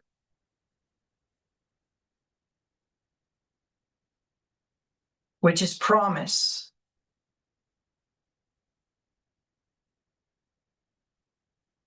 Okay? There is then also a vertical connection that is compression. Let's use this color. It's not the color I want. Let's use this color to indicate compression. And what you need to know by that is that as tension pulls, there is going to be compression.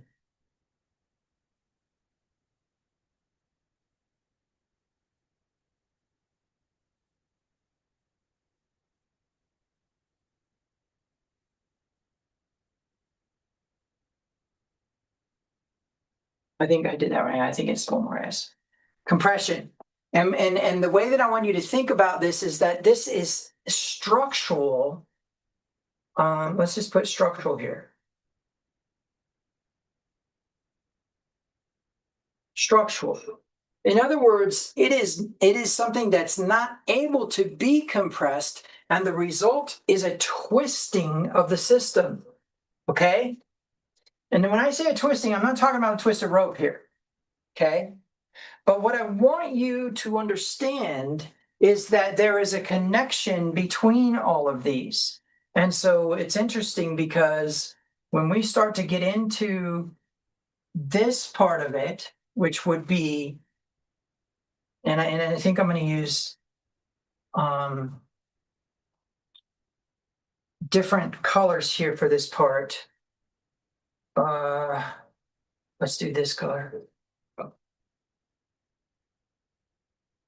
Okay. Okay, we'll go ahead and label all of this here. So this is expansive. And this is contractive.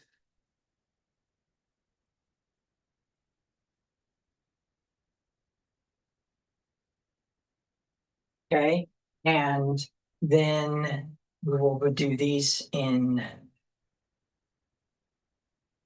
let's do this color, lesser and greater. All right, now here's the part that's important. Any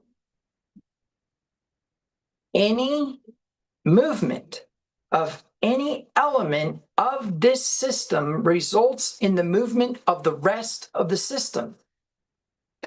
So what you need to know is that if a lesser, say, moves in this direction laterally, hold on one second, let me see here. Let's do red, and hopefully I'm not blocking here.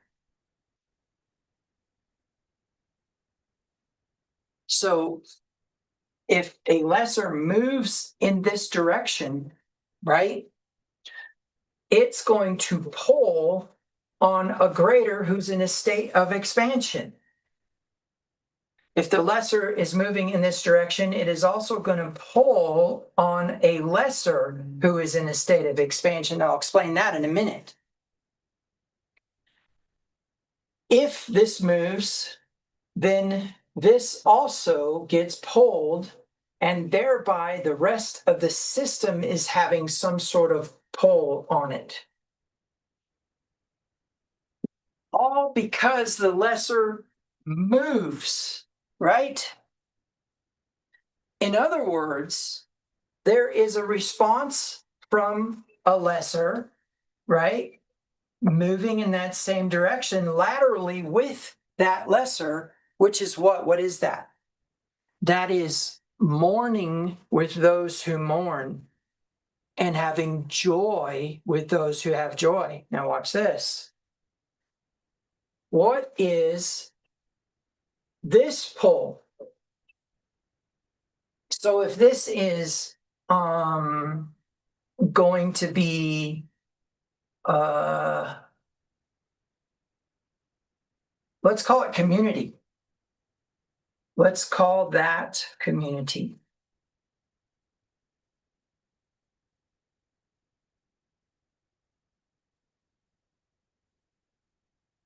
And we can call this humility, right? And we can call the compression, let's call it potential.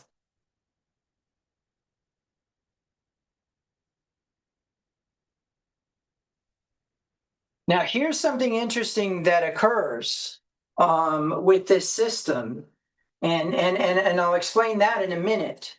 That's not how we spell potential. There we go. So go ahead and look at this really quick, and think about the ramifications of what I'm saying. So everything in red is indicating some sort of lateral movement of the lesser, who's what? What are they doing? What is this movement about? They are in a state of contraction. And if they are in a state of contraction, it's going to be putting tension on all of the other systems. So a greater is guaranteed to be connected to them. A higher self is going to be connected to them. I'll explain that in a minute. That's the potential. That's the compression or the bone of the body that keeps the body so rigid that I can twist it. Okay. But then also there is an understanding that within that entire system, there is a lateral movement of others who are lessers who join in the cause or within the suffering of the vessel. Okay, now let's go back.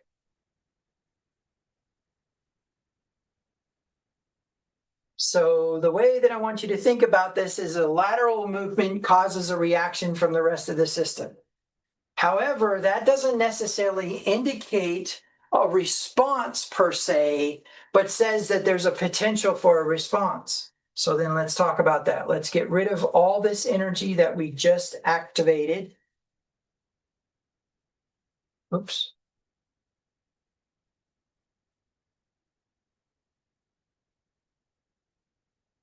And let's look at this differently. Now we see a lesser move in the direction of lack, or should I say decrease. The potential higher self again will move downward. The economic status of this particular entity over here will stay laterally the same, and they cannot any longer relate community-wise to this one. They are potentially a greater now, but the response is still community, right? Now, a reduction in the lesser is definitely humility, so that stays. And we can say that the higher self, which is going to be this system right here, is lowering in value. Okay? The opinion of self is reducing. Whereas when we had a lateral movement this way, there was a response from the entire system. Now we have a downward movement. But what's interesting is how the whole thing shifts, because now instead of having a square like this, you actually have a parallelogram like this with the same promises built in, but now there's a change in status, right? So what's interesting is as there is a lateral pull on a greater, there's a minor lateral pull upon the greater in the direction that it's being pulled. But when there's a downward pull, the entire system creates a single greater at this point right here.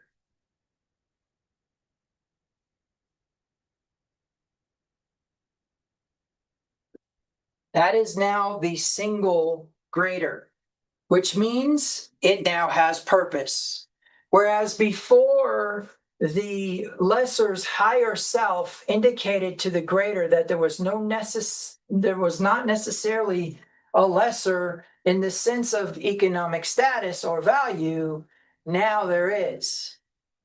What's interesting is even the vessels of reception see that the lesser is actually lower. And so something very interesting happens.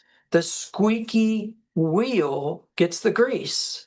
So as the as the lesser lowers in value and in economic status, even the other lessers around it cease to be lessers, and what is actually going to get the energy is the poorest, which is just, right? This is not democracy. This is not communism. This is not socialism. This is the idea that the one who has the most need gets the need met. Okay?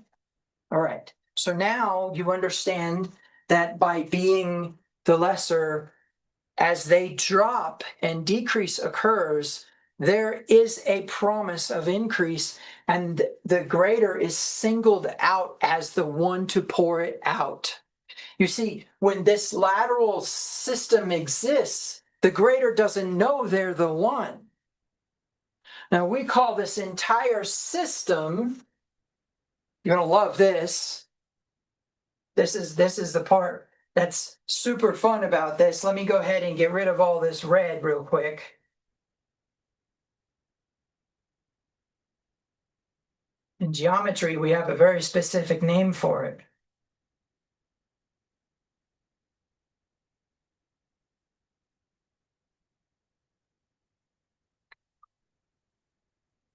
Let's get rid of this. Oh man, I could only just erase letters. Okay. All right, so there we go. So this entire system is called,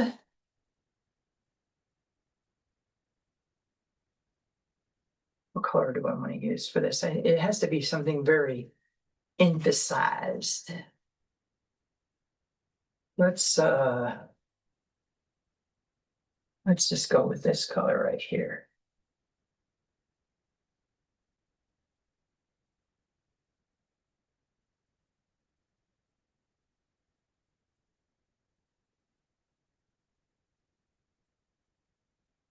In geometry, a system that is joined by points, and those points have something connected to them we call coincidence. Now, what's really intriguing is that in this system, because of its elasticity or its tensegrity, its tension integrity, this point, although not directly connected per se to a given point, is definitely coincident with all other points. And this point is definitely coincident with all other points. And this point is coincident with all other points. And this point is coincident with all other points. And if we made this into a cube and made all other points coincident with all other points, guess what we would get? Metatron's cube. Now, the reason why this is so important is because contained within it is an equal amount of vectored energy being distributed to every other point in the system, which means what? This is also the vector equilibrium, which consequently is the symbol that Tesla and Buckminster Fuller decided was the foundational system, and then Harriman definitely married the two together and said, this is the essence of all reality, is this energy that is non-entropic and therefore exists throughout time and space as an energy available for all things to exist and be in reality. And if we accept the double slit experiment and the placebo effect and the island of the monkeys and the New York rats, it is a collective conscious choice for whatever is in this reality to exist the way that it does. Supply and demand. But in a system in which you actually have this ability to move everything else by moving, then you'll realize that this interconnectivity has the ability to move entire processes. Where this becomes powerful is in Moses' response to the people. Let me show you in Torah. And although we are not necessarily supposed to enter a season before it's time, I think it is pretty important that we look at the system at work. Okay?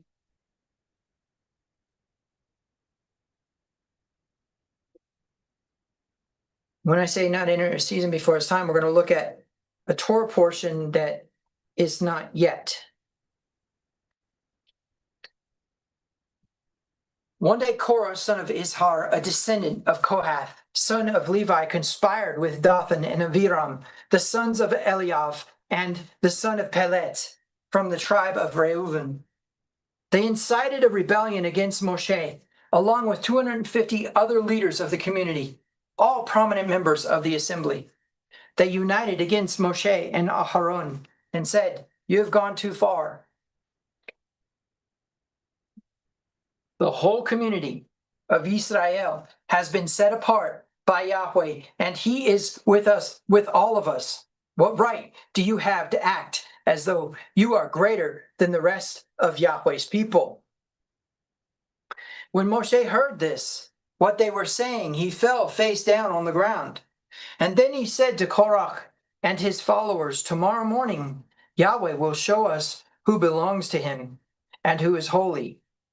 Yahweh will allow only these whom he selects to enter his own presence. Korach, you and all your followers, prepare your incense burners, light fires in them tomorrow, and burn incense before Yahweh. Then we will see whom Yahweh chooses as his Holy One. You Levites are the ones who have gone too far."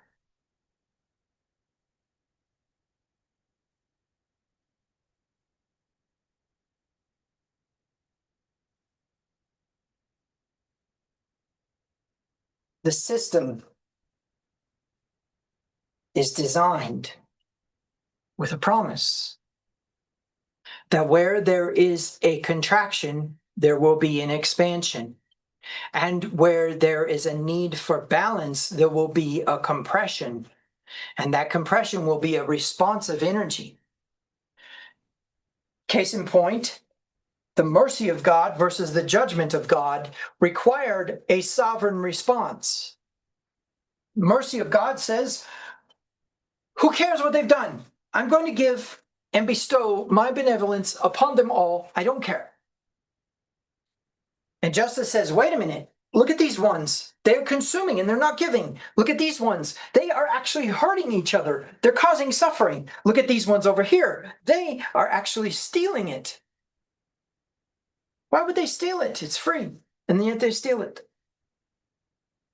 The two together could not necessarily agree. And what I mean by that is not that God is schizophrenic, but that those two diametrically opposed systems are both expansive and contractive, and that's not for today's study. But what you need to know is there was an intervention from above, and that intervention from above was a sovereign decision to balance the two into something very powerful, and that was the soul of Torah that became the essence of the Yeshua, right? Because there was a necessity to empty itself in order to receive the energies that were in the malevolence of the intent behind the justice to begin with, but also to receive the extra energy that should not be poured out upon those who have caused suffering. Because the truth be told is malevolence begets malevolence. Like kind attracts like kind.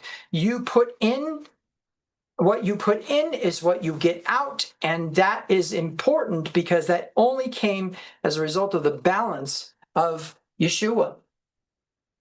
Who shall give charge against God's elect?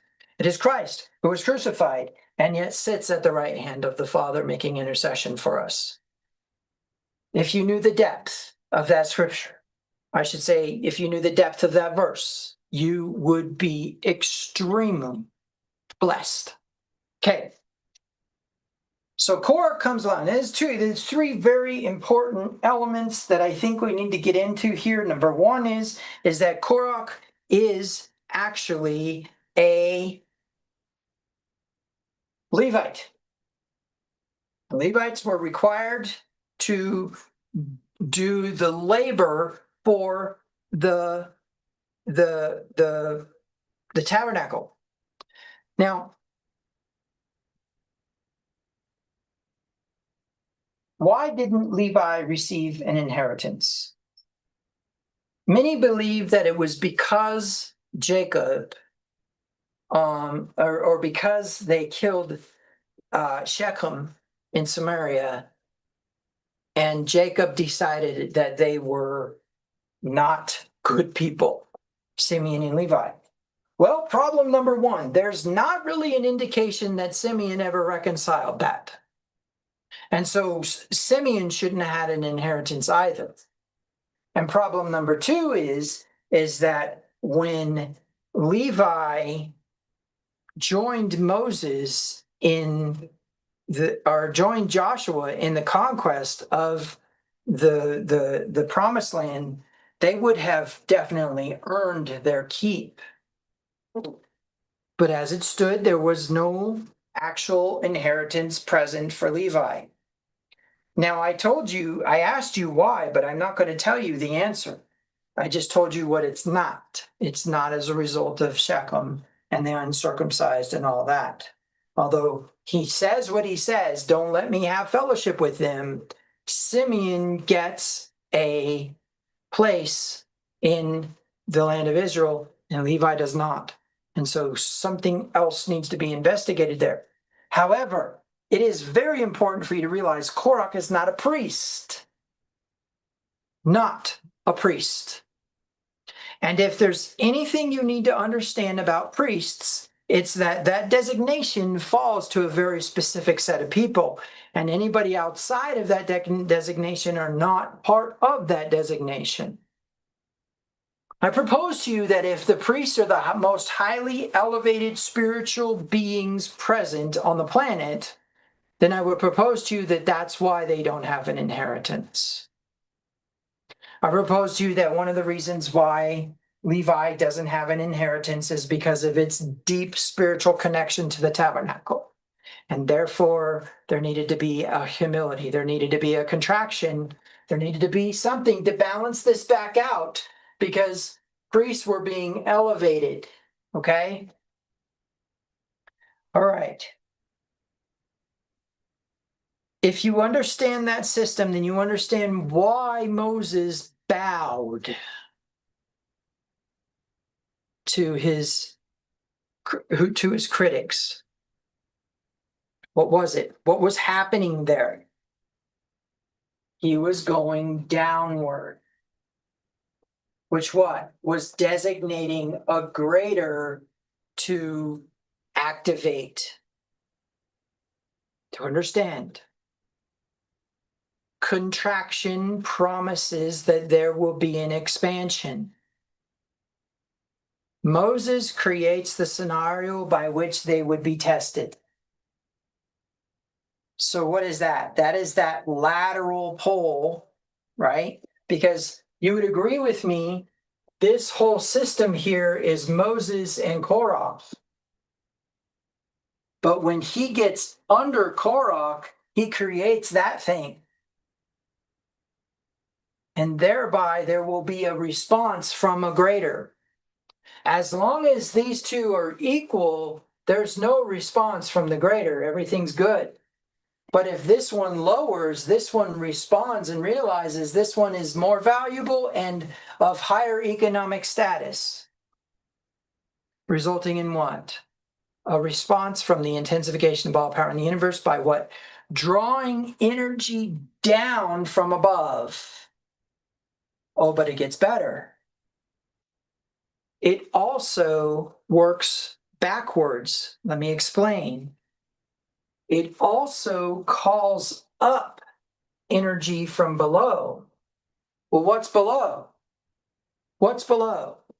100% darkness, which means what? It draws up a curse. It draws up a thing that eats light. Now, this is true anywhere in the system. If we go back to this diagram here,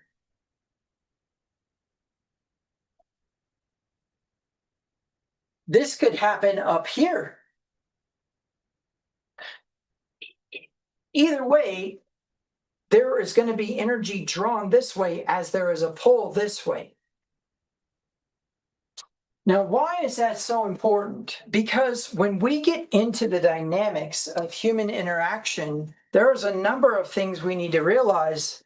Number one is that if someone is made a greater as a result of someone becoming a lesser, then you can bank on the idea that if that greater refuses to pour out, there will be consequences, because even to him who has, it will be taken away.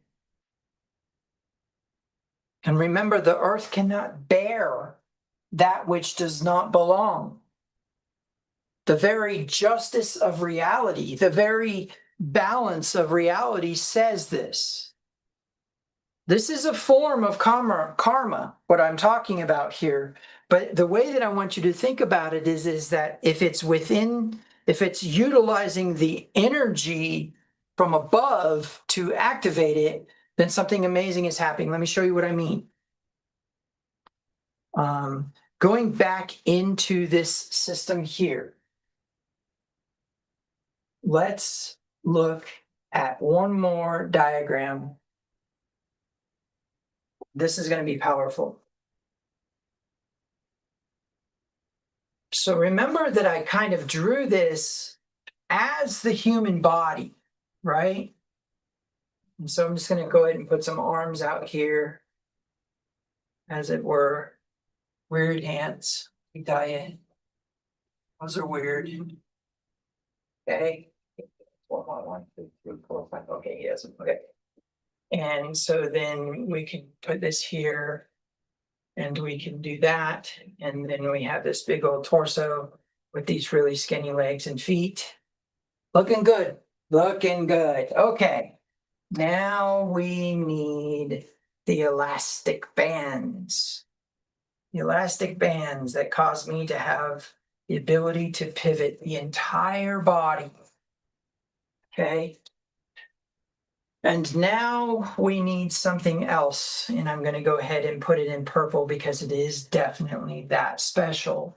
And that is a system of light within the human being. And what we need to look at now is the premise that all of the things that we are working with here are based upon a distribution of that light. And how we are created is we have these systems within us that basically correspond to our endocrine system. And that endocrine system then is basically reacting to and working through hormones. And the endocrine system in general controls the systems of the body. And so when we're working with these systems, we know that this is kind of more here about cognition and higher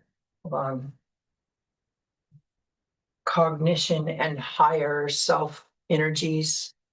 Okay. And then we know that this system here is about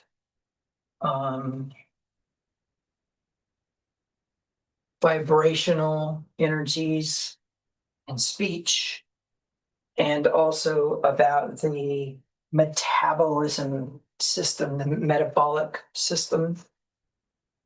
This, of course, we know to be the seat of our emotional system, which is basically a system of hormonal responses to stimuli. We know that this one is about the system of immunity, our ability to fight infection and whatnot. And also pertains to our digestive system.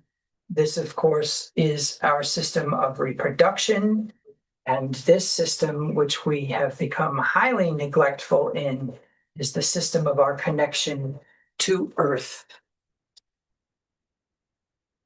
Now, contained within these is the upper worlds, and you need to understand how that dynamic works.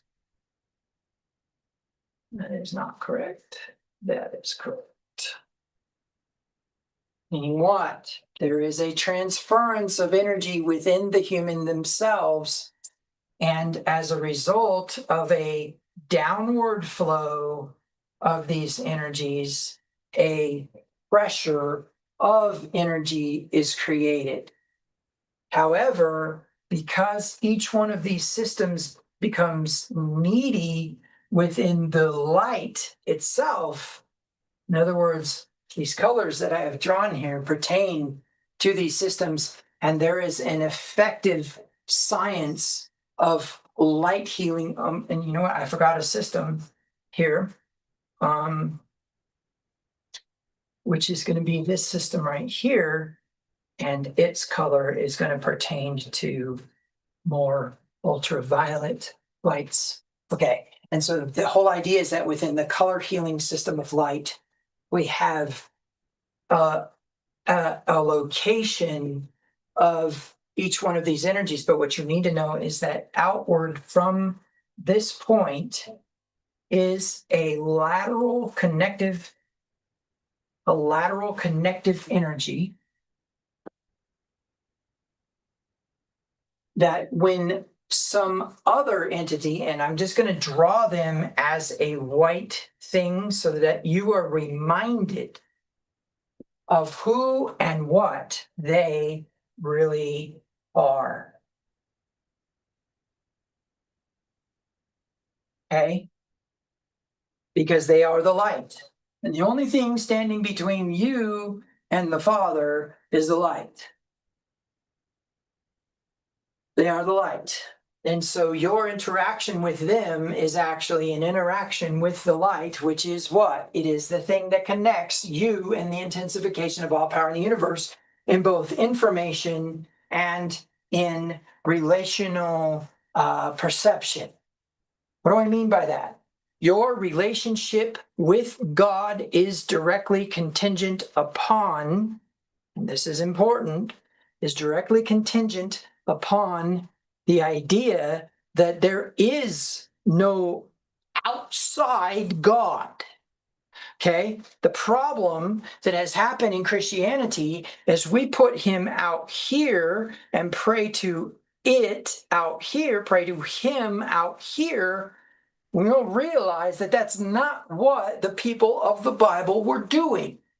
And furthermore, we identify that there is actually contained within us something way more powerful than just a meat sack. We are sapient in nature, which is where the evolutionists try to find their way through survival of the fittest. We see apes and we say, oh, that's what we came from. But perhaps maybe apes are actually where we are going if we don't change our ways, especially in the realm of sedentary habits that are the result of an increase in technology doing things for us that we used to do for ourselves. And experts as well are a problem. Okay, so what I want you to realize is that the energy of these compressions results in a tension that draws these to each other. Okay? So now an enemy is the light. Don't get me wrong. They may not be dwelling in the light, but they are the light. And a friend is actually the light in all of their faults, in all of their betrayals and their mistrusts and all of the stupid stuff that friends do that makes things so difficult. They are the light, albeit maybe not quite as expansive as you, or perhaps more expansive as you, because don't think for a second you're something special. But now we need to go look at something else that's really powerful, okay? All right. So the way that I want you to think about this is that there is contained within all space and time stuff, not stuff that is empty and has no meaning or purpose or is important, but instead is a field of energy available to us that does something very intriguing. Now watch this. Now remember, I drew these white lights, right? Now I'm going to go ahead and put this this way. And by the way, when I showed you that outward movement of information coming out from the center of the body as a lateral movement, you need to understand that you do not have to walk up to the person in order for that information to be conveyed.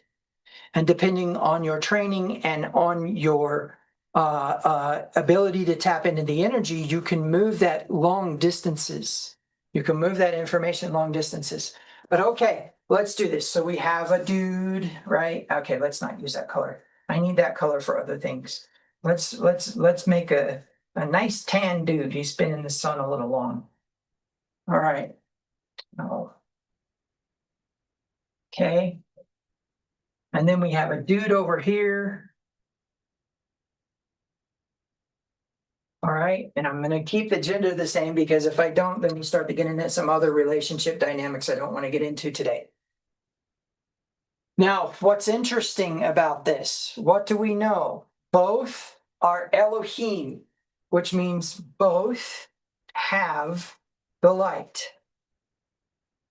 Okay?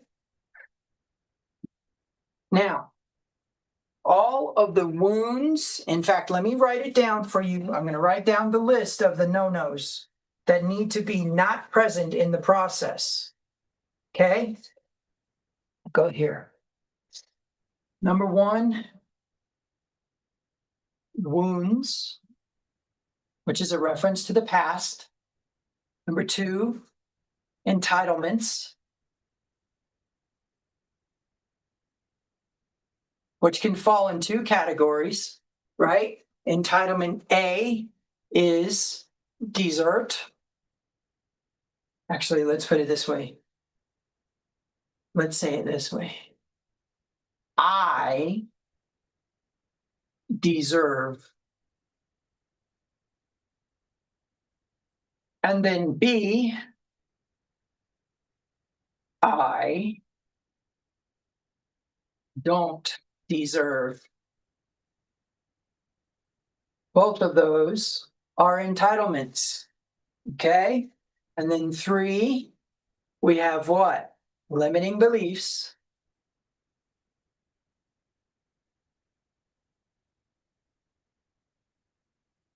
So, what did I say earlier? We are the evidence of the intensification of all power in the universe. In Isaiah chapter 43, verse 10, he says, "You are my witnesses. I do not do anything." Or I'm sorry, "You are my witnesses and proof that I do a new thing." Right? Okay.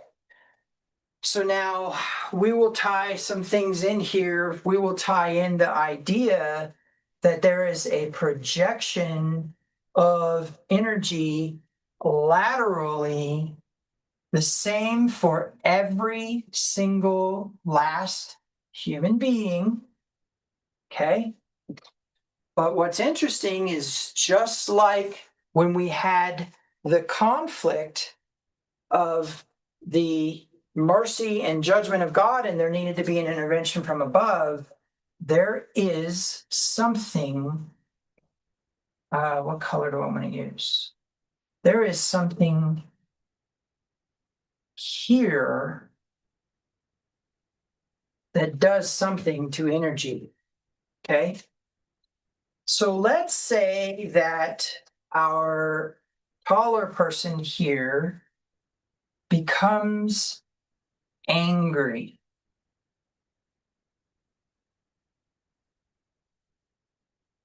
Right? And projects their energy out. Now, the other person here has an ability to perceive the anger, right? However, something interesting has happened to the energy. What has happened to the energy? When it went out of the person, it interacted with that field that neutralizes energy. And so as it travels towards this person, it actually is not anger anymore. Instead, it is pure energy to be received and perceived. The problem is that we are vibrating usually a what? A contradictory wave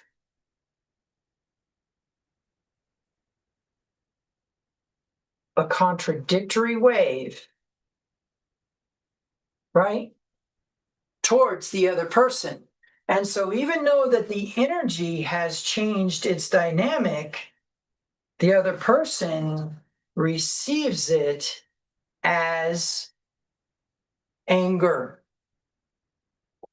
which immediately causes them to convert the energy into something negative, which they store there until they find a vessel whom they can pour into. Now, that may or may not be a vessel who is expecting to be poured into, but one of the things, and this is the dangerous part, that can be identified within that truth, it will be a lesser. It will be a lesser. And so my short guy here is receiving the anger from this person here, consequently, is a lesser, which is what? A bad stewardship of the energy. And so you see something very interesting going on. Number one is this guy charged it inappropriately and discharged it inappropriately. But the energy from above neutralized it as it was coming to this person. This is what you need to know. This is very, very important. All energy that is coming towards you, no matter where it's coming from, is the light. That's important. It is the light. However, we bring it in, put our 2 cents on it. That's why there's a green square here. We put our 2 cents on it, and it becomes what we want it to be. Then we store it. And when we store it, we wait for a vessel to dump it on. Now, if that energy is benevolent in its system, then it will be benevolent going out. And we will vibrate it outward. And we will project from all of those systems that information in that way. Mind to mind, okay? Watch this now. This is something very, very important that you really, really, really need to get your head wrapped around, and you need to be very, very, very careful about, and that is that every last one of you is connected to every last one of you by the energy that causes you to exist in the first place, because you are one. Shema Israel, Adonai Eloheinu, Adonai Echad. And then what does he say about the corporate collective consciousness of Babel? They are all Echad. And this is what they begin to do now. Nothing will be impossible for them. And he intervenes. Adam and Eve are to what? Become Echad. Echad, Echad, Echad, Echad. All the same entity. And so what's amazing about this is that you guys can actually hear each other's thoughts, even though that you're not trained to, you can because you're corporately connected. And depending on what vibration you are at, if you were to connect in your vibration with each other by what? By transferring energy back and forth to each other, something powerful is going to happen. Now, there is one other element that you need to know about here. I know this is a long one, but this is a very important one in your own light series. And that is that there is an elastic system here. In that, if you go low, the response will be high, and if you go high, the response will be low, because this thing flips it. It will end up becoming a reciprocation. And so the power behind this is that if you project anger outward and you injure the mind of the other, then the reciprocation is that you have created a vessel of contraction who cries out in their own manner, creating an expansion that's going to respond to why that lateral movement occurred, and you then will be affected by it. There is a flip-flop that occurs. And what I mean by that is that as the energy goes out and you try to project that anger, depression, frustration, and believe you me, there's all these different ways in which you can project it, then you will find that the flip-flop will occur, and that person will become contractive, and they're the ones who will be elevated, not you. Because you are expanding and you're not supposed to be there. And so the earth is going to respond, which means what? Some sort of lack and decrease until you're down to where you're contractive. Now, where this becomes powerful is in what Moses did with the information. Watch this. So Korah's like, bah, bah, bah, bah, freaking out, sending these vibrations. But Moses knows the light because he's a master of this. And he says, I see what I need to do. I will not act in a state of injury. I will become small. And when he becomes small, oh boy, is there not a greater story of a put down of rebellion against a leader than than the rebellion of Korah? Think about this. Because the smallness draws the entire system downward, and there's a response to try to balance it. And there will always be a response to balance it back. And that's because the light has to what? It has to deal with the darkness. So, first of all, you are what? You're the water coming out of the faucet. All of you are. And you're corporately connected because of that purple line between heads, right? That's number one. You were all connected in this way. And you are all equal in this way. You are the light of the world. Second, and this is important, there is a field of energy that is totally based upon the benevolence of the intensification of all power in the universe that is designed to neutralize any light. Third, your reception of the light will be based upon your bias. And your choice to store it in that bias will result in you projecting it as that bias. Fourth, a reciprocation will occur if you attempt to project dark energy upon another person.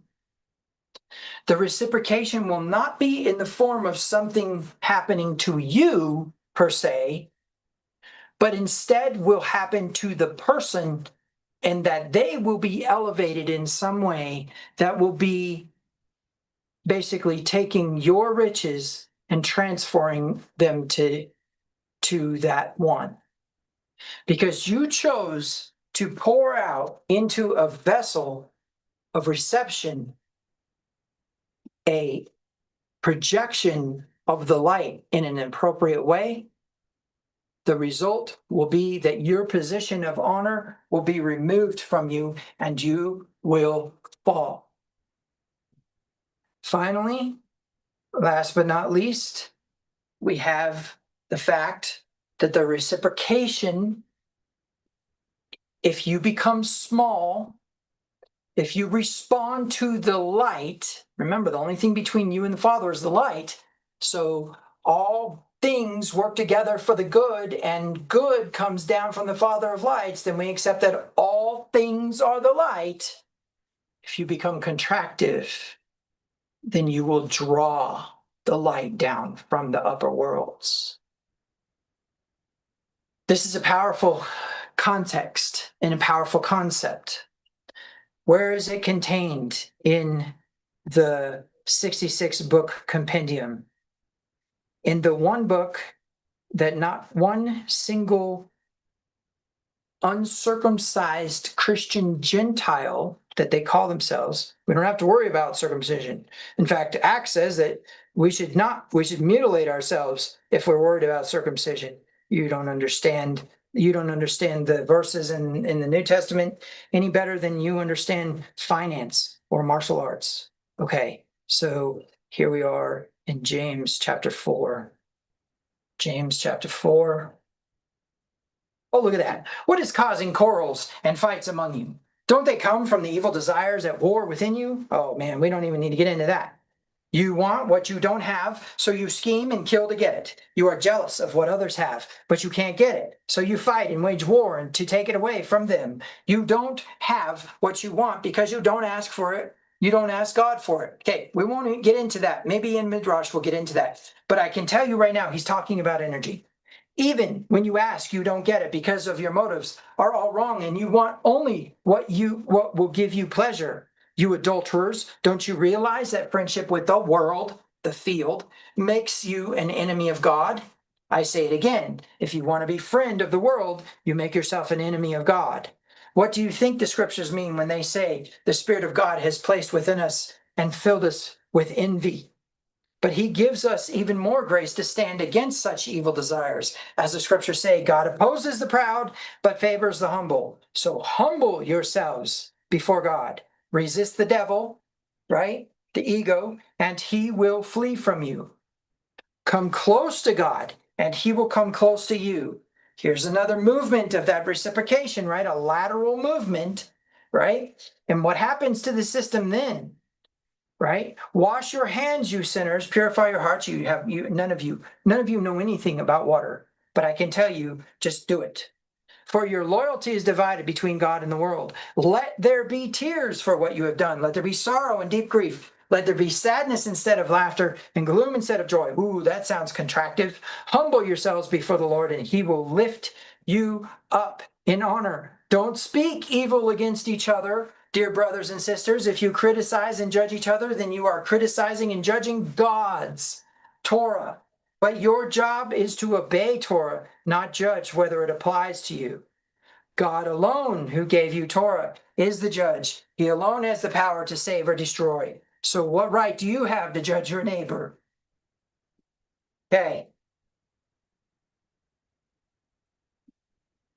Do not speak evil. Right? Don't think it. It's the same energy and same waves. We're just not ready for that yet. We're not ready to understand that you can actually influence the mind of another because of your dark energies. Now, workers of darkness, they have the market cornered on this. They understand how to move and how to create these things. And you need to know, they know how to use the vibrations. They know how to use the thoughts. They know how to use the emotions. And you're still on your knees asking if it's God's will or not. And they're just out doing it. Be careful in that you don't fall into the category of somebody who's complacent and who is actually neglectful and claim that they're praying about the situation. That too can reciprocate upon you. So we have our recap. We have seen all of the things that we need to understand about this. We've read the scripture. We've read the verses in the New Testament. And the reason I say that no Christian should be reading this book if they claim to be a Gentile is because James wrote it to the 12 tribes scattered abroad. You need to be one of the tribes in order to do that. So of what tribe are you that you read that? Right? Okay. So now we accept that the esoteric element of as above, so below is contextually connected into our lateral process of existence and are tapping into the energy from above through contraction. Be like Moses, take a knee. And I don't mean take a knee and ask God for help. That's not what Moses did. He got small and did an Elijah in the prophets of Baal on Mount Carmel action. We'll let God choose between this and that.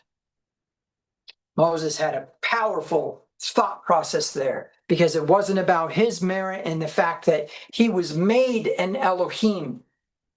You know, people take years and years and years and years of training to become a master of these things. Moses was made one. And so what you need to understand is that he was told he would be an Elohim over Pharaoh, a God over Pharaoh. And Aaron would be his vibration. It's very important for you to understand that those two were the ones who were being challenged, and that with a speaking of his mouth, he could have shattered Korach's rib cage.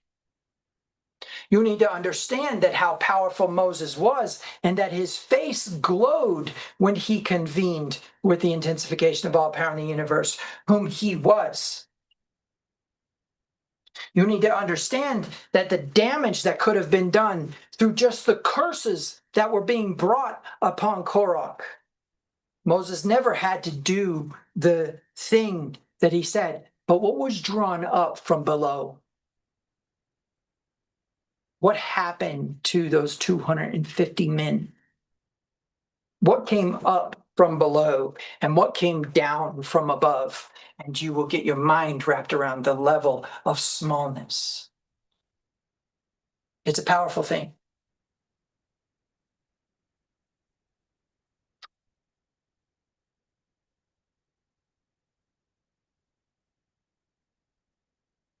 Shabbat shalom.